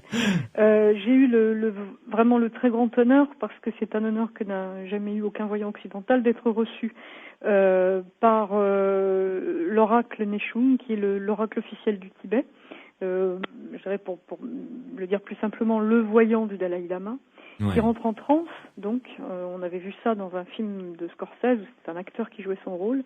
Et il rentre dans les transes profondes dans lesquelles il rentre. Il est, je dirais, possédé par une divinité, ce qui pour nous chrétiens est une idée très compliquée, parce que pour nous, c'est le diable et ses hommes de main et ses démons qui possèdent, ce n'est pas Dieu, Dieu reste au ciel. Donc eux partent du principe que des divinités, des déités peuvent posséder. Et il est pris par un esprit qui est l'esprit protecteur du Tibet, qui prend possession de son corps appelé support, Kuten en tibétain, c'est pour ça que certains l'appellent le Kuten, ça veut dire le support. Et cet esprit délivre des conseils et des prédictions à sa sainteté qui sont extrêmement performantes, puisque lors de l'invasion chinoise, c'est le précédent Nechung, donc le précédent support, le précédent Kuten, qui n'est pas celui que j'ai rencontré puisqu'il est décédé, qui a été capable en transe de dessiner à sa sainteté les plans qui lui ont permis d'échapper aux Chinois. Donc il faut savoir qu'aujourd'hui, le Dalai Lama, ce n'est pas moi qui le dis, est vivant grâce à cette performance d'oracle qui date, je crois, de 58 ou de 59, où il a pu s'enfuir, grâce au plan dessiné en transe. Et vous l'avez rencontré à quelle occasion? Et est-ce que vous avez passé du temps avec lui? J'ai eu la chance de faire un film documentaire avec Françoise Bottreau et Michel Gardet, qui avaient déjà fait des films documentaires pour sa sainteté, le Dalai Lama, et qui avaient rencontré Nechung, et qui ont eu l'idée de nous faire nous rencontrer. Et un jour, Françoise Bottreau m'a appelé en me demandant si je voulais rencontrer l'oracle du Dalai Lama. J'ai cru une mauvaise plaisanterie tellement c'était extraordinaire. C'était vrai. Et après plusieurs années de rencontres avec des gens du bureau, bien sûr, de sa sainteté, on a fini par avoir gain de cause. Et j'étais extrêmement émue, impressionnée. C'était la première fois de ma vie que j'étais aussi intimidée, parce que j'avais lu beaucoup sur lui, sur son histoire. Il s'appelle Ven Topten Nogdup. Je ne sais pas si je le prononce très bien. Je serais incapable de le répéter, en tout cas. Il a eu sa première transe en 1987, qui est curieusement l'année où j'ai moi-même exercé. C'est un homme qui a 48 ans maintenant, ou 47 ans, qui a fui lui-même lui aussi est un exilé, puisqu'il a fui les Chinois, qui a connu beaucoup de choses extrêmement difficiles dans sa vie. Lorsque je l'ai rencontré, j'ai été frappée, non pas par ses dons extraordinaires, puisque quand il est en transe, il fait de véritables prodiges que j'ai vus pendant le Telo Tsetchu, mais par son humanité, par son humilité, par beaucoup de choses aussi que nous partagions, notamment un très très grand amour des animaux. C'est un homme qui a, je crois, 4 chiens. Il a même élevé une mangouste au biberon. Et détail extrêmement joli, dans son plafond, il y a un trou, un énorme trou. Pourquoi? Parce qu'au milieu de son salon, il y a un arbre. Et en fait, il n'a jamais voulu, quand cet arbre s'est mis à pousser, arracher cet arbre qui a été construit en fait c'est une curieuse maison à Dharamsala. Et il y a donc un trou dans le plafond pour que l'arbre qu'on n'abatte pas puisse aller vers le ciel. Et je trouve cette image qui résume la bonté, le respect que cet homme a pour toute forme de vie, sa sérénité. C'est aussi un grand guérisseur. J'ai eu la chance de participer avec lui à des fêtes spirituelles, durant lesquelles il m'a même convié à ce qui serait l'équivalent d'un office chrétien. C'est comme si j'avais moi-même découpé des hosties dans une église, vous voyez, dans une autre culture. J'ai été conviée donc au rite, ce que peuvent faire des laïcs, je précise. Et j'ai vu des gens du monde, de tout les régions et les peuples autour, je dirais presque du monde entier, parce qu'il y a aussi des Hollandais, des Allemands qui viennent le voir. J'ai vu des Coréens, j'ai vu des Tibétains, j'ai vu des Indiens qui avaient fait des kilomètres à pied pour pouvoir être bénis par lui. Et je l'ai vu faire une guérison absolument extraordinaire sur une jeune fille qui était atteinte d'épilepsie. Et 6 mois plus tard, il semblerait que cette jeune fille n'ait plus de symptômes. Et je l'ai vu faire ça dans des grottes, avec toute une cérémonie extrêmement impressionnante de prière, de bénédiction.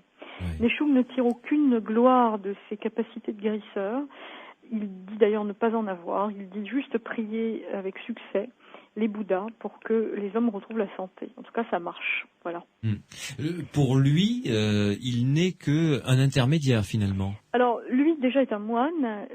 Oui. C'est un moine qui dirige un monastère, qui est le monastère de Nechung. Il n'est donc pas un civil, il n'est pas laïque, il n'a pas de vie personnelle. Il a été moine, je crois, depuis l'âge de 13 ans. Il a reçu cette espèce de charge en ayant sa première transe, je crois, lorsqu'il avait une bonne vingtaine d'années. Et toute sa vie est dévouée au service des autres, par la prière, par la méditation, par les centaines de gens qu'il bénit, qu'il reçoit. En revanche, en ce qui concerne la voyance, qui ne se passe que par transe, il n'est que l'oracle de sa sainteté, il ne donne pas de consultation. Revanche, j'ai eu la chance, par un autre oracle, qui, elle, donne des consultations à des laïcs, d'avoir une voyance tout à fait phénoménale. Yudema, puisque c'est le nom de la divinité qui prend possession de cette vieille dame, m'a fait une consultation. Et c'était absolument extraordinaire, parce qu'il y a 4 ans maintenant, en transe et en tibétain, cette vieille dame qui était totalement, dont les forces avaient décuplé, c'était extrêmement impressionnant, m'a dit, ce qui m'a été traduit, que ma fille ferait du droit et qu'elle aimerait prendre cette voie et que ça lui donnerait beaucoup de bonheur. Bon, aujourd'hui, ma fille est en première année de droit à ça, et ça lui donne en effet beaucoup de bonheur. À l'époque, il n'était pas question de droit.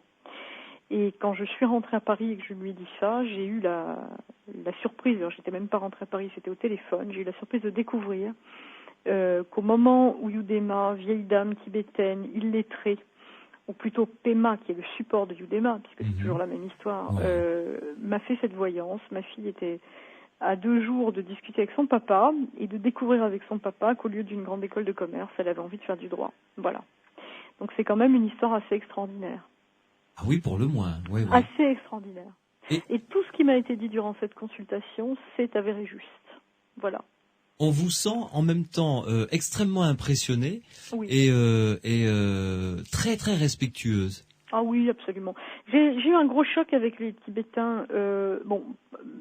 D'abord, je dirais la pertinence de leurs oracles, mais ça, j'avais tout de même suffisamment lu et je me suis tout de même intéressée à la divination sous toutes les latitudes. Donc, je peux pas non plus dire que j'ai été surprise de découvrir de la voyance, alors que moi-même j'en fais tous les jours, même si c'est dans d'autres états de conscience.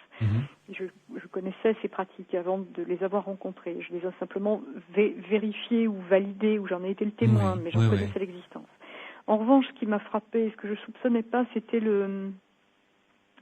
l'énergie spirituelle extraordinaire qu'il y a chez eux et la présence de la non-violence, qui modifie profondément la pratique de la non-violence, qui modifie profondément les rapports entre les êtres, l'atmosphère générale. Je n'ai jamais vu autant de belles et de bonnes personnes au mètre carré. Jamais. J'ai été émerveillée par la douceur des personnes âgées, par leur ouverture, par leur gaieté, par leur spontanéité, par leur joie de vivre, en sachant que la plupart des gens qui vivent à Dharamsala, Dharamsala est une petite ville de l'Inde qui a été donnée par Nehru, dont les terres ont été prêtées par Nehru aux Tibétains en exil. Ce sont des gens qui ont tout perdu. Souvent, leurs parents, leurs frères, leurs biens, tous ont perdu leurs biens. Et se dégage d'eux une joie, une sérénité, une humanité absolument extraordinaire. Ça m'a révolutionné. Mon voyage à Dharamsala a été une révolution spirituelle. Dites-moi, Maud Christine, quand vous les avez rencontrés, que ce soit l'oracle du Dalai Lama ou cette dame qui vous a fait une voyance, est-ce qu'ils connaissaient votre qualité ? Bien entendu. Le film que nous avons, qui a été réalisé par Françoise Bottreau et Michel Gardet, met en perspective en fait ma pratique et la leur. C'est l'histoire d'une rencontre entre une voyante occidentale reconnue dans sa culture, mais une culture qui malgré tout marginalise la voyance. Et leur rôle à eux dans une culture qui non seulement ne marginalise pas la voyance, mais la met au cœur du système décisionnaire et au plus haut niveau de manière tout à fait officielle. Et que vous ont-ils dit ? Enfin, est-ce que vous avez échangé sur ce talent ? Oui, j'ai eu la chance également de rencontrer...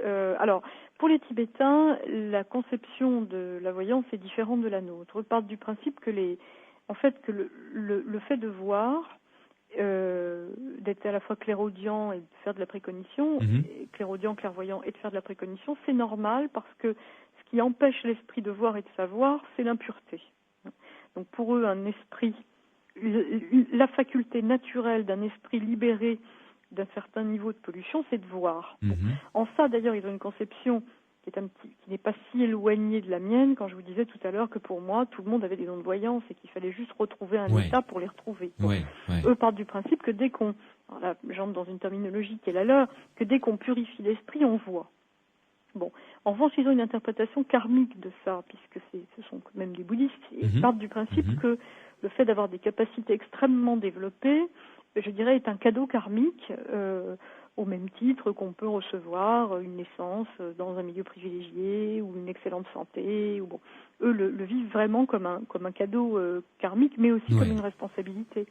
Le grand maître qui m'a reçu, qui s'appelle Kuntul Rinpoche, qui en fait est chargé par sa sainteté le Dalai Lama de purifier les oracles, de les amener à avoir une meilleure gestion de leur transe et de leur pratique. Lui-même m'a confié avoir beaucoup d'accès de clairvoyance spontanée, mais part du principe que la clairvoyance est lui, son explication, c'est votre karma, c'est ce que vous aviez à faire dans cette vie, et vous le faites, et vous le faites bien, et puis tant mieux. Mais pour lui, si vous voulez, il relie profondément le fait de posséder des capacités psychiques avec un haut niveau spirituel. Alors, je crois qu'il a raison dans sa culture. En revanche, et c'est une histoire que j'aime beaucoup raconter, même si elle est un peu grinçante, j'ai reçu pendant de nombreuses années des lettres d'un monsieur qui était en asile psychiatrique parce qu'il avait tenté d'assassiner quelques personnes qui avait des capacités psychiques tout à fait remarquables et qui s'ingéniait à me faire des voyances, qui étaient toujours très, très justes, très superficielles. Vous allez aller à un spectacle drôle avec un monsieur qui est très brun et très beau et qui est grand et qui vous aime beaucoup. Et quelques jours plus tard, un vieux copain m'appelle, il est en effet très beau, très grand, et comme il est producteur de spectacles, il m'invitait à un spectacle drôle et nous y allions ensemble. Et ça a duré des années, jusqu'au jour où ce monsieur, dont les lettres étaient truffées par ailleurs de délire, raciste, xénophobe, il se prenait pour il était d'abord interné, mais surtout il avait des idées, je dirais, extrêmement haineuses, donc qui n'ont vraiment rien à voir avec l'évolution spirituelle dont parlent les Tibétains, avait incontestablement des capacités de voyance. Donc, je crois que dans la culture tibétaine, parce que la culture se formate comme ça, en effet, les gens qui développent des capacités psychiques doivent être quasiment systématiquement corrélés avec un haut niveau moral et spirituel. Je ne crois pas que ce soit vrai dans ma culture. Alors, je veux bien entendre le compliment de Kuntul Rinpoche, mais si je me sens extrêmement solide sur le plan éthique et moral, je ne me sens pas forcément, je dirais, plus développée spirituellement que tout un tas de gens qui sont, à mon avis, beaucoup plus développés que moi et qui n'ont pas mes capacités psychiques. Vous avez dit tout à l'heure que vous étiez intéressé à toute forme de divination. Vous avez une large connaissance dans ce domaine puisque vous êtes passionné par votre art et vous avez essayé d'étendre votre connaissance. Quelles sont les autres directions on parlera de l'aspect scientifique dans quelques instants, mais quelles sont les autres directions que je dirais traditionnelles qui vous ont passionné? Le chamanisme, par exemple. Le chamanisme des Amérindiens, et puis certaines formes aussi de pratiques africaines qui sont pas vraiment, qui sont tout de même assez proches du chamanisme, puisqu'on est dans des systèmes mythico-rituels, polythéistes, qui font intervenir des entités, des esprits tutélaires, et où il est tout de même question, en état de transe, à la fois de savoir ce qui va, ou plutôt ce qui peut se passer, et puis d'intervenir, d'interagir à l'aide d'entités qui sont avec lesquelles on négocie pour améliorer le sort des vivants. C'est des systèmes qui m'intéressent énormément. Oui. Et dans ce cadre-là, les phénomènes paranormaux n'existent pas puisque pour eux, ils ont une explication. C'est-à-dire que la notion de paranormal, le simple fait alors c'est des discussions passionnantes avec les Tibétains, c'est que pour eux, si vous voulez, ne pas, nous dirions-nous, croire à la voyance, ça les fait totalement éclater de rire, parce que des manifestations de voyance, il y en a tout le temps dans tous les monastères. Dès qu'il y a des pratiques avec du développement spirituel, il y a de la clairvoyance et de la précognition. Donc c'est à peu près aussi fou que si on disait, je sais pas, un La roue n'existe pas, quoi. Moi, le téléphone portable, j'y crois pas. Vous voyez, ça serait presque un objet de honte, quelqu'un qui dirait ça. Ici est totalement ridiculisé. Bon, là-bas, si vous voulez, un rationaliste basique, on est gêné pour lui, quoi. Comment vous dire? Comment vous dire ça sans être désagréable? Comment vous dire ça sans être insultant? Voilà. On est vraiment gêné. Et l'idée de paranormal, si vous dites à un Amérindien que quand il contacte son esprit guide en état de transe ou quand il fume du peyote, il est en train de se livrer à quelque chose de paranormal. Je pense que même dans la mesure où pour lui non seulement c'est sa norme, mais je dirais c'est la fondation même des règles de la société dans laquelle il vit. Je ne sais même pas s'il peut comprendre cette notion. Oui, tout à fait. Oui. Mais en revanche, qu'est-ce qui a fait, en quelques mots, selon vous, que la voyance, qui était reconnue quand même, on peut remonter à l'Antiquité, au Moyen Âge, dans notre société occidentale, que ça ait disparu depuis l'arrivée de la science au scientisme, au sens scientisme du terme, vers le 19e siècle? Moi, je suis pas tout à fait d'accord avec vous historiquement, parce que si vous voulez, bon, c'est vrai que dans l'Antiquité, pas de problème. Enfin, dans l'Antiquité, on est en plein polythéisme. En tout cas, beaucoup de divinités. C'est pas le polythéisme des Amérindiens, mais on a tout de même des divinités multiples.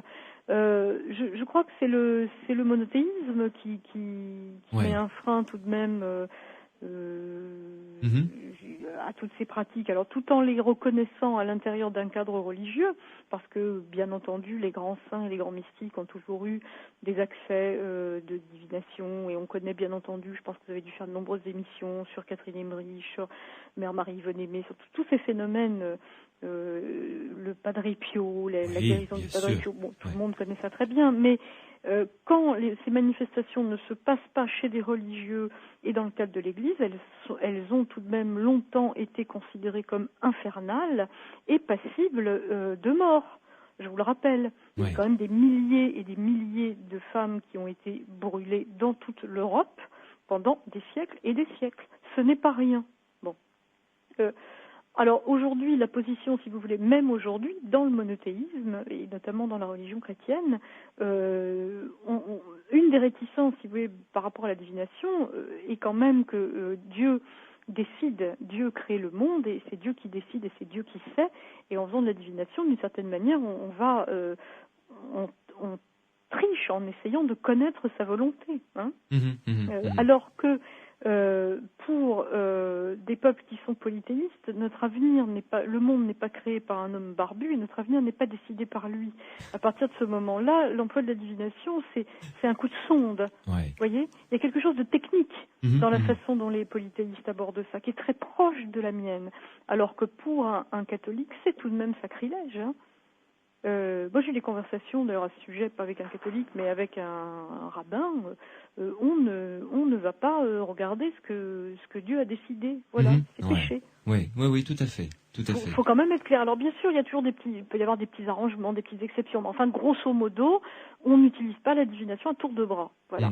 La divination à tour de bras, c'est pas dans les monothéismes. Alors, bien entendu, dans l'islam, on a aussi des pratiques divinatoires. Bien entendu, dans la religion juive, il y a la Kabbale. Bien entendu, il y a à l'intérieur de ces grandes traditions spirituelles monothéistes, il y a des prophéties, tout bien simplement. Entendu. Et puis, il y a des systèmes, je dirais, il y a des espèces d'impasses, de possibilités de petites zones de négociation. Mais en tout cas, la divination au cœur de la vie de tous les jours, comme je la pratique moi, ou comme les polythéistes la pratiquent, certainement pas. Oui, elle est bannie complètement. Certainement pas. Voilà. Alors ça, c'est déjà, si vous voulez, c'est que tout de même sur ce terrain-là, les scientistes à pensée unique d'aujourd'hui, persuadés de détenir une vérité universelle, qu'ils soient dans le clan des scientistes durs, dans le clan de certains psychanalystes, persuadés de l'universalité de leurs pratiques, etc., ils n'ont fait d'une certaine manière que reproduire le schéma de l'Église, qui est tout de même un schéma colonialiste, où on a une vérité unique, on l'impose au monde entier, et tout ce qui rentre pas dedans, on ratisse. Hein. C'est pour ça que vous êtes volontiers, vous, livré dans une démarche qui vous coûte, parce que dans cette démarche-là, c'est vous, le cobaye. Oui. Vous vous êtes volontiers livré à des expériences avec des scientifiques qui avaient l'esprit ouvert, ce qui pour un scientifique paraît normal, couler de source, même être une définition de l'état d'esprit du scientifique. Ça, vous avez décidé ça très très tôt finalement, hein. Si vous voulez, presque dès le départ de votre... J'ai vite compris, j'ai mis beaucoup plus de temps, mais enfin j'ai vite senti en tout cas que je pouvais pas, je me suis très rapidement trouvée dans une situation qui était extrêmement déstabilisante pour moi. D'un côté, je savais que ce qui se passait dans mon cabinet était clairement du côté des phénomènes de clairvoyance et de précognition. Parce que, comme je l'ai bien souvent dit, on peut avoir une tête à avoir un chagrin sentimental, on peut avoir une tête à être expert comptable, mais on n'a pas de tête à avoir une maman qui est à l'hôpital parce qu'elle a un cancer des os. Ça n'existe pas. Vous vous êtes penché sur les microsignes d'ailleurs, hein. Vous aviez eu un doute à un moment, vous avez vraiment voulu essayer de comprendre si vous aviez réellement du talent et non pas... Au départ, je me disais que c'était peut-être simplement de l'empathie et puis aussi en effet, un talent psychologique comme ont les videurs de boîtes de nuit ou certains profilers qui voient immédiatement quelqu'un et qui ont évidemment un tas d'informations sur quelqu'un très vite. Tout à fait. Et j'avais vraiment envie de savoir si c'était une espèce de génie, je dirais, de la perception psychologique ou si c'était des perceptions extrasensorielles, ce qui n'a rien à voir. Ah, complètement. Ouais. Or, chaque fois que je commençais à discuter de mon métier, j'avais toujours le spécialiste de service, qui bien entendu en France est souvent un sociologue ou un psy qui ne connaît pas ces questions, qui ne connaît pas l'histoire de ces questions. Qui ne connaît pas le dossier de la voyance. Que ça n'intéresse évidemment pas, et qui me disait, avec un sourire amusé, oui mais madame, vous êtes formidable, vous faites finalement un très bon travail de psychologie. Et il y avait quelque chose là-dedans où on m'expliquait que finalement j'étais pas quelqu'un de toxique. Non, bien sûr, on pouvait me tolérer au sein de la société parce que j'étais finalement une bonne conseillère, une habile conseillère. Une condescendance presque méprisante. Mais bien entendu. Or, la vraie question, c'est pas que la voyance soit de la psychologie. Ce qui est intéressant dans ce qui se passe dans mon cabinet, indépendamment de tout ce qui peut, de toute l'aide qui peut être apportée par des informations précises, c'est tout de même qu'il y a un mécanisme de perception extrasensorielle. Or, ce mécanisme de perception extrasensorielle, la culture dans laquelle je vis le refoule, ne veut pas en entendre parler. Voilà. Alors on veut bien admettre que j'ai de la finesse psychologique, mais on ne veut pas admettre que je puisse voir à travers une enveloppe close, et on ne peut pas non plus admettre que certains éléments du futur puissent être déterminés d'avance. On ne le supporte pas, pour des raisons philosophiques, morales, historiques, parce que ça touche à des points fondamentaux de notre représentation de nous-mêmes, parce que ça modifie l'idée qu'on se fait de notre liberté, qu'on veut totale et absolue, qu'on veut rêver totale et absolue, et que cette idée de déterminisme est quelque chose qui véritablement nous insulte et nous dénarcissise. Bien. Ensuite, parce que l'idée de perception extrasensorielle pose des questions gigantesques sur la conscience, parce que avec quel sens je vois dans l'enveloppe close ? Qu'est-ce qui voit ? Quelle est la partie de moi qui voit ? Ce ne sont pas mes yeux, puisque l'enveloppe est fermée. Alors quoi ? Alors qu'est-ce qu'est la conscience ? Ça pose des questions fondamentales, enfin du moins qui peuvent remettre en cause pas mal de choses. Et depuis que la science du 19e siècle, et surtout depuis que la science, je dirais il y a tout un courant laïque et rationaliste s'est séparé, a su séparer l'Église de l'État, toutes ces questions posent et reposent à l'infini une question qu'on ne veut plus mélanger avec le politique en France, qui est la question de la transcendance. C'est-à-dire ? C'est-à-dire que quand on voit dans des enveloppes closes, on peut imaginer, la seule explication qui vient immédiatement à l'esprit, c'est que c'est quelque chose de divin. Donc ça repose la question de l'existence de Dieu ou de l'existence de l'âme et de l'existence de quelque chose qui ne serait pas du corporel. Inévitablement, puisque ce ne sont pas avec mes yeux que je vois. Alors avec quoi ? Bien. Or, ces questions réactivent une polémique autour de l'existence de Dieu, sont considérées comme des questions maudites et piégées, parce qu'elles renvoient à des questions transcendantes que la science n'a plus envie de toucher parce qu'elles sont dangereuses et qu'elles redonnent du pouvoir, pour parler comme ses adversaires, aux curés.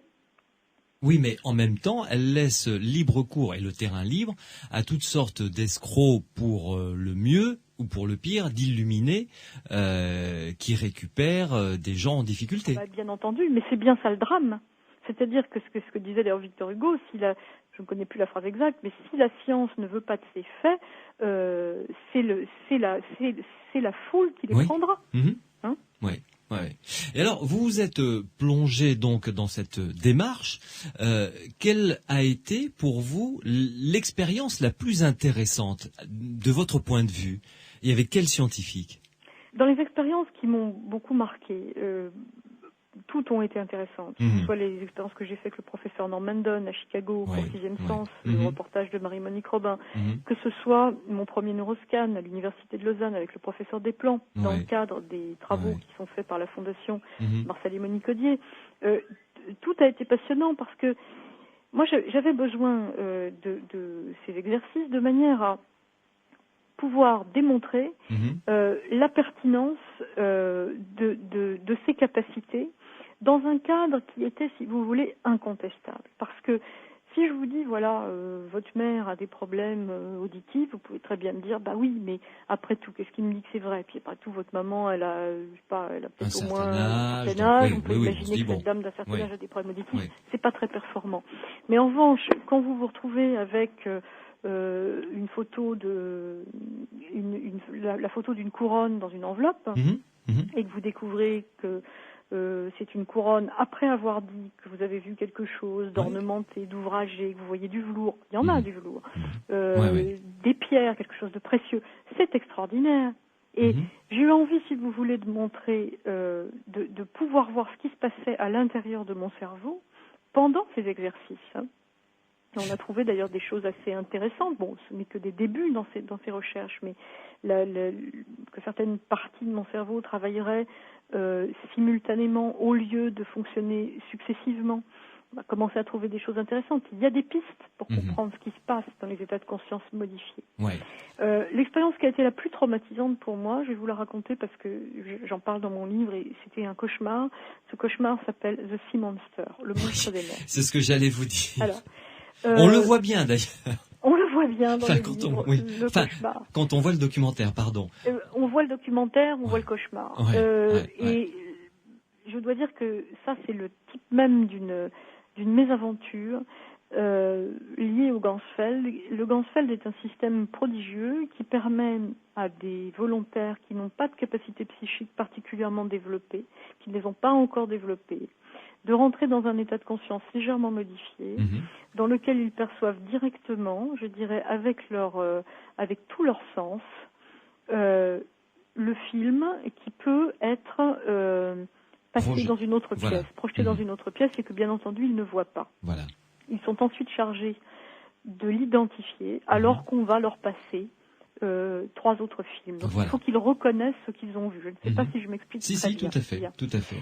Or, en ce qui me concerne, j'ai toujours dans ma voyance la chance d'avoir une sauvegarde qui fait que ce que je ressens ou ce que je vois est assez distancié de moi. Je m'explique. C'est-à-dire que vous ne vivez pas la situation. Non, je la vis, mais je la vis comme un acteur.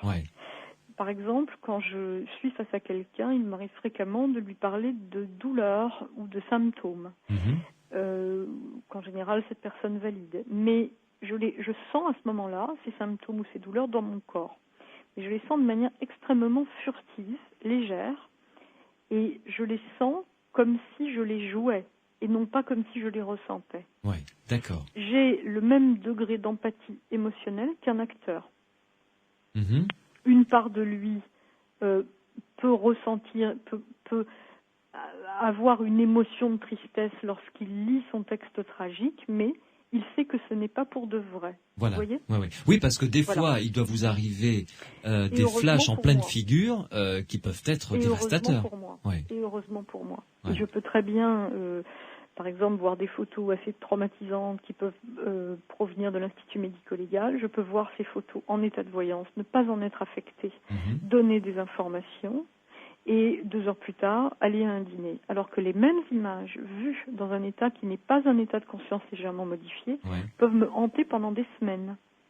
D'accord, ça vous bouleverserait. Absolument. Je ne vais pas voir de films de violence parce que je ne les supporte pas. En revanche, quand je suis en état modifié de conscience, avoir des documents qui proviennent de la morgue ne me pose pas de soucis. Donc on est vraiment dans une autre histoire. Il y a une vraie distance. Alors revenons à cette expérience donc avec le Sea Monster. Avec le Sea Monster, je reçois dans le visage une lumière rouge et dans les oreilles un bruit blanc, qui est une sorte de bruit, une sorte de fréquence linéaire. Il se trouve que ce traitement empêche la prise de distance avec les émotions et avec les images mentales. D'accord. Et soudain je décris quelque chose de très grand, d'immense, qui se penche sur moi. J'ai le cœur qui bat. Il y a un danger terrible. Je vais me faire assassiner. Je suis menacée. C'est une véritable agression physique, mais que je vis comme si je cauchemardais, sans aucune distance. Or, le film The Sea Monster montre en effet une sorte de monstre en carton-pâte des années 50, tout à fait grotesque. Qui sort de la mer et qui surplombe comme ça le héros. Surplombe le héros et qui le menace. Or, par la technique du Ganzfeld, j'ai perdu toutes mes défenses naturelles. Et j'ai véritablement vécu ça comme une agression. Et ce qui est extraordinaire, c'est que pendant 2 ans, j'ai fait des cauchemars où je revoyais les scènes que j'avais d'abord vécues, je dirais, dans ma chair et que j'avais ensuite vues dans le film. Alors, ce qui est grotesque dans le film de Marie-Monique, c'est que quand on me montre The Sea Monster, je le reconnais bien sûr immédiatement. Je mets ma main à ma bouche et je dis « Oh, quelle horreur !» Alors bien entendu, c'est grotesque puisque c'est un truc de carton-pâte des années 50 qui ne pourrait pas faire peur à un enfant de 5 ans. Voilà. Et là, c'est vraiment à ce moment-là que je me suis rendu compte que certaines techniques, finalement, qui étaient destinées au plus grand nombre, qui n'étaient pas destinées à des sujets, je dirais des sujets doués, mais à des sujets ordinaire était dangereuse pour moi. Parce que j'ai quand même fait 2 ans de cauchemar. Effectivement, il y a des expériences qui laissent des traces. Maude Christen, à nouveau une pause et on se retrouve dans quelques minutes pour continuer avec vous cette conversation passionnante, je le rappelle, à l'occasion de la sortie de votre livre, la publication de votre livre aux éditions Presse du Châtelet, Ma vie et l'invisible. À tout de suite. Sud Radio. Louis Bénédy. Les aventuriers de l'étrange. Dites-moi, Maude Christen, je vous reçois donc, je le rappelle, à l'occasion de votre livre Ma vie et l'invisible, dans Les aventuriers de l'étrange sur Sud Radio. À votre avis, pour qu'un scientifique travaille sur le phénomène de la voyance, doit-il, selon vous, si vous aviez un protocole expérimental à monter, doit-il travailler avec des sujets doués, c'est-à-dire dont on le sait avec certitude qu'ils produisent le phénomène, comme vous, ou doit-il au contraire travailler avec des sujets qualifiés entre guillemets, sans que ce soit péjoratif, ordinaires? Je crois que les 2 approches sont extrêmement intéressantes. Je pense qu'elles se complètent, parce que je pense qu'il faut penser à des protocoles universalistes qui sont destinés à des sujets non doués, et qu'il faut également penser à des protocoles destinés à des sujets doués. L'approche universaliste est intéressante parce qu'elle ne fait pas dépendre la recherche d'un sujet. Ce qui est difficile dans les sujets doués, c'est le moment, si je puis dire, où inévitablement un jour ils disparaissent. Le professeur Norman Don a eu la chance aux États-Unis de travailler avec un sujet qui est extrêmement doué. Bon, un jour ce monsieur est décédé, la recherche du professeur Norman Don s'est arrêtée là. Vous voyez, c'est quand même très difficile, on ne peut pas dépendre d'un sujet, c'est ce que dit Mario Varouglis, et il a raison. Et je pense que les 2 approches ne sont pas antinomiques, parce que ce que prouvent les expériences avec des sujets non doués qui sont menés à des échelles industrielles et qui donnent lieu à des méta-analyses, ça permet de voir de manière statistique qu'il y a une forme de qu'il y a des phénomènes psy qui émergent, je dirais, quantitativement. Il faut en faire des wagons et des wagons, quoi. Il faut en faire des wagons et des wagons, mais ces wagons et ces wagons sont signifiants. De même que le type de protocole qu'on peut monter avec des sujets doués, que ce soit au niveau de la voyance ou au niveau de la guérison, sont également extrêmement intéressants. Je ne crois pas qu'il faille choisir une approche. Je pense qu'il faut une approche globale pour la recherche. Je veux dire, pour prouver que le phénomène existe et a une réalité. Avec ce que vous produisez, par exemple, vous, comme phénomène, je suis surpris que on ne puisse pas dire, ok, le phénomène existe, c'est réel. Ça, il faut lire le travail de chercheurs et de philosophes comme Isabelle Stengers pour comprendre que la preuve scientifique, c'est pas simplement des faits qui s'imposent parce qu'ils sont des faits. C'est aussi un écosystème, c'est aussi une société, c'est aussi une mentalité à un moment, pour parler dans un langage très simple, c'est une mentalité à un moment. Et quand les faits que l'on produit vont trop à l'encontre des systèmes de pensée, de la culture dans laquelle on vit, on arrive au clash. Ouais. On arrive au clash, et même si les phénomènes sont produits et reproduits, enfin quand on connaît l'histoire du psy, vous avez eu la chance d'inviter des auteurs qui sont spécialistes de ces questions comme Bertrand Meilleux et d'autres, on peut produire et reproduire à l'infini les phénomènes. Quand on les produit dans une culture qui n'en veut pas, elle trouve le moyen de les exclure. L'idée, si vous voulez, aujourd'hui, ce que disent les chercheurs qui se penchent sur l'histoire des sciences et qui analysent les comportements des chercheurs, c'est que l'idée d'une science totalement neutre, qui ne s'intéresserait qu'aux faits et serait débarrassée de tout a priori culturel est un mythe. C'est le mythe que la science a su construire autour d'elle. C'est la manière dont elle s'est marketée. Mais ce n'est pas la réalité. Non, loin de là. Loin de là. Maude Christen, concluons sur un sujet plus léger. Vous allez nous parler évidemment de personnes célèbres, car il y en a qui viennent vous consulter. Oui, bien sûr, bien sûr. Que ce soit des artistes, que ce soit des industriels d'ailleurs, peut-être pas grand monde le sait, et évidemment des hommes politiques. Oui. Alors, en ce qui concerne on va dire les personnages célèbres, les people, les stars, chanteurs, chanteuses, acteurs, réalisateurs de cinéma. J'imagine par exemple que vous avez dû avoir des réalisateurs de cinéma qui sont venus vous voir en vous disant voilà, là parce que bon, un film c'est quand même plusieurs millions d'euros de budget, ça ne rigole plus. Ça c'est les producteurs plutôt. Oui, c'est remarqué, c'est vrai, c'est les producteurs qui doivent venir vous voir. C'est arrivé qu'ils viennent vous voir avant la sortie du film en disant bien sûr. J'ai des anecdotes très drôles à ce sujet. Oui. J'en raconte une dans mon livre. C'est un film pour lequel j'ai vu 3 personnes et j'ai fait 3 prédictions différentes. Alors ça, c'est fabuleux. c'est un truc à ce que Monsieur Brock s'arrache les cheveux sur la tête. Je vais vous expliquer pourquoi. Parce qu'il n'y a pas de vérité unique. Alors, je vais vous faire rire. Le producteur vient me voir et je lui annonce que ce film va être un four. Et c'est vrai. Ce monsieur, hélas, avait déjà investi.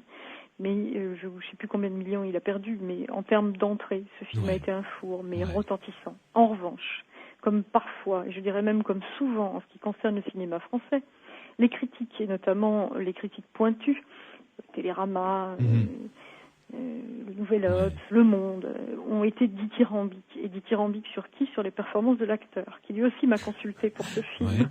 Ouais. Et vous lui avez dit, ce qui à sera un l'époque succès. n'était pas aussi connu qu'il l'est maintenant, et auquel j'ai prédit un immense succès. Et ça a été en effet pour lui un immense succès d'estime, puisque d'abord il a été découvert, vraiment découvert, et ensuite parce que, je dirais, sa performance d'acteur a été saluée unanimement par les gens les plus pointus de son métier, et ça lui a permis ensuite de travailler avec les plus grands réalisateurs, en France, mais aussi à l'étranger. Et enfin, troisième personne auquel j'ai annoncé que ce film ne serait vraiment pas intéressant sur le plan professionnel, mais serait un grand bouleversement dans sa vie. C'est une dame qui était à la fois maquilleuse et parfois costumière, et auquel j'ai annoncé la rencontre de l'homme qui est maintenant le papa de ses enfants. D'accord. Ah oui, ça fait 3 prédictions complètement différentes. 3 prédictions pour le même film. L'un auquel j'annonce une calamité, ce que ça a été pour lui, financièrement. Un autre auquel j'annonce un succès et le début de sa carrière, ce qui était vrai. Et la troisième pour qui ce fut le grand amour. Voilà. Est-ce que je vais le faire, le nom du film, de l'acteur éventuellement? Non, on le fait pas. Il n'y a aucune chance de... Non. Ah non, incorruptible. Mais dites-moi, est-ce que des gens viennent vous consulter, des décideurs, là cette fois-ci on passe dans le monde économique, et viennent vous consulter, et de votre analyse, je ne dirais pas va dépendre, parce que la décision leur appartient à eux finalement, mais va découler des millions d'euros d'investissement? Bien sûr. Ça, c'est la partie la plus choquante de mon travail. C'est quelque chose qui fait dresser le poil des gens qui connaissent pas mon métier. Et je comprends que ça leur fasse dresser le poil. On admet volontiers que les acteurs, les chanteurs, après tout, on peut imaginer, ils ont besoin de réconfort, d'être écoutés. Enfin, c'est comme ça que les gens le pensent. C'est bien entendu pas ça dans la réalité. Mais tout de même, on se dit quand même un PDG, des millions d'euros, des investisseurs. C'est sérieux, quoi. Voilà. Ah oui, là on est dans. Là on rigole plus. Là on est dans du gros. On est dans des décisions, dans des fusions-acquisitions, dans des entreprises qui seront rachetées ou pas rachetées, liquidées ou pas liquidées. C'est des centaines de vies humaines en termes d'emploi qui sont d'une certaine manière sur la table au moment où moi je travaille. Et ça, c'est quelque chose qui choque énormément. L'année dernière, il y a eu un monsieur qui a été le grand, je dirais, le grand découvreur de la chasse de tête en France, qui s'appelle Jean-Claude Lasanté, qui est un monsieur qui a pris sa retraite. Et en prenant sa retraite, je dirais ce papa de la chasse de tête, puisqu'il a eu le premier cabinet de chasseurs de tête en, je crois, 63-64, a révélé que nous avions beaucoup travaillé ensemble pour des sociétés, des grosses sociétés, des multinationales, etc. Alors, vous l'aidiez à choisir la tête idéale ?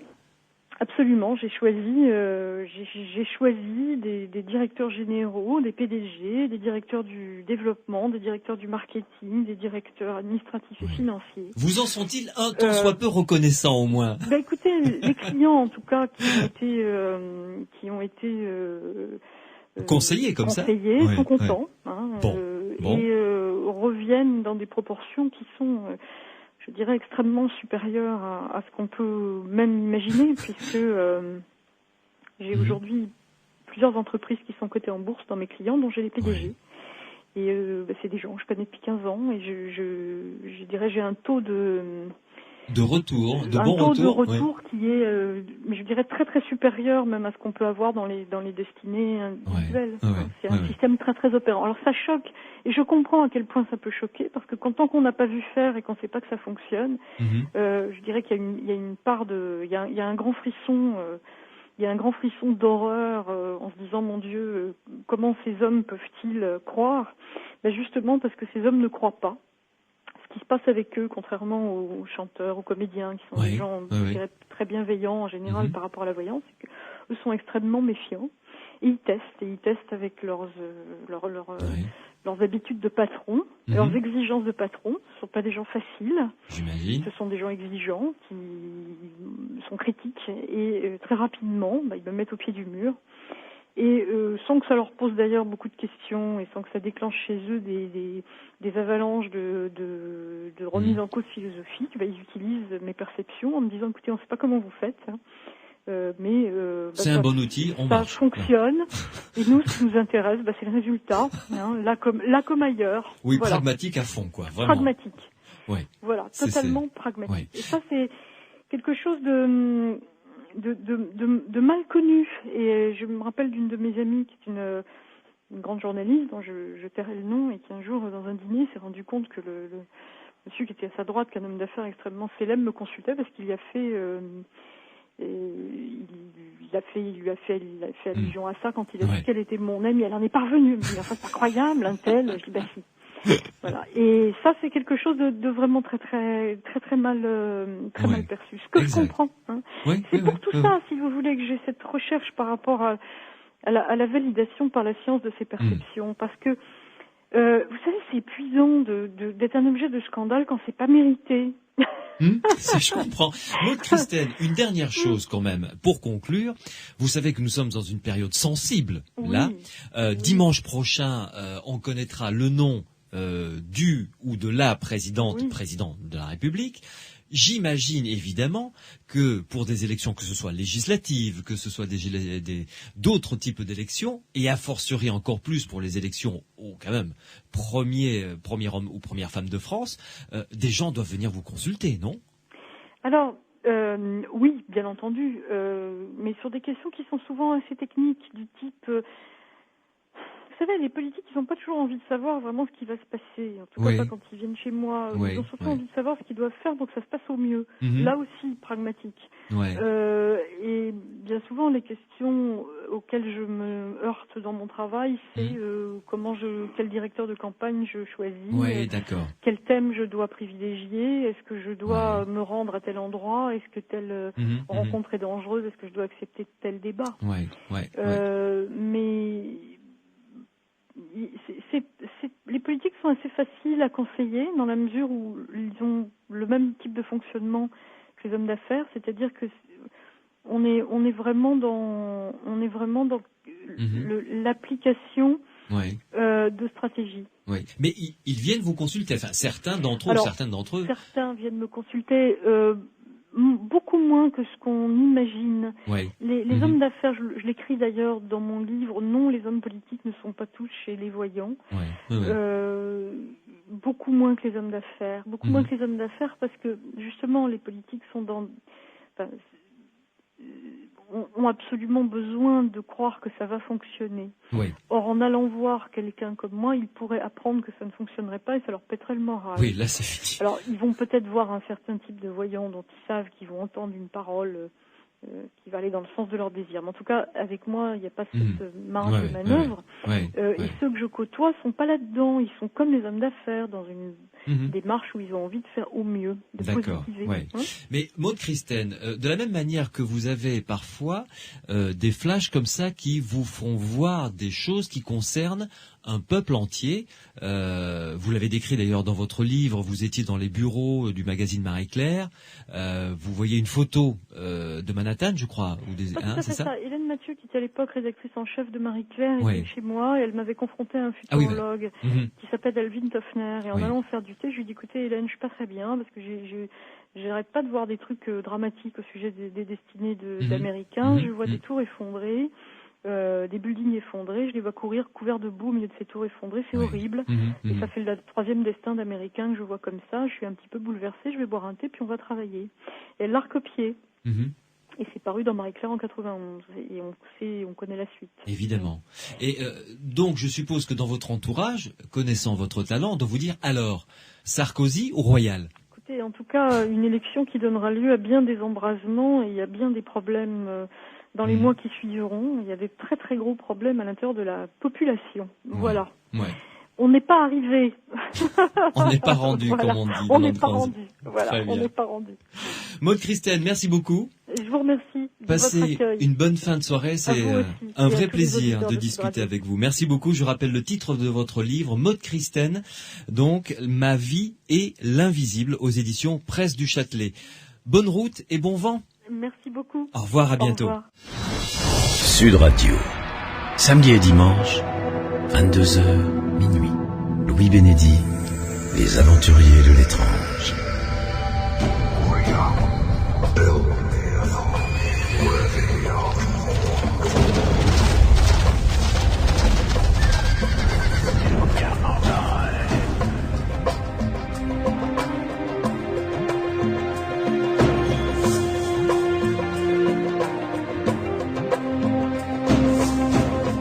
Je vous souhaite une excellente fin de soirée ou début de nuit. Dans quelques instants, la rediffusion des émissions de la journée de Sud Radio.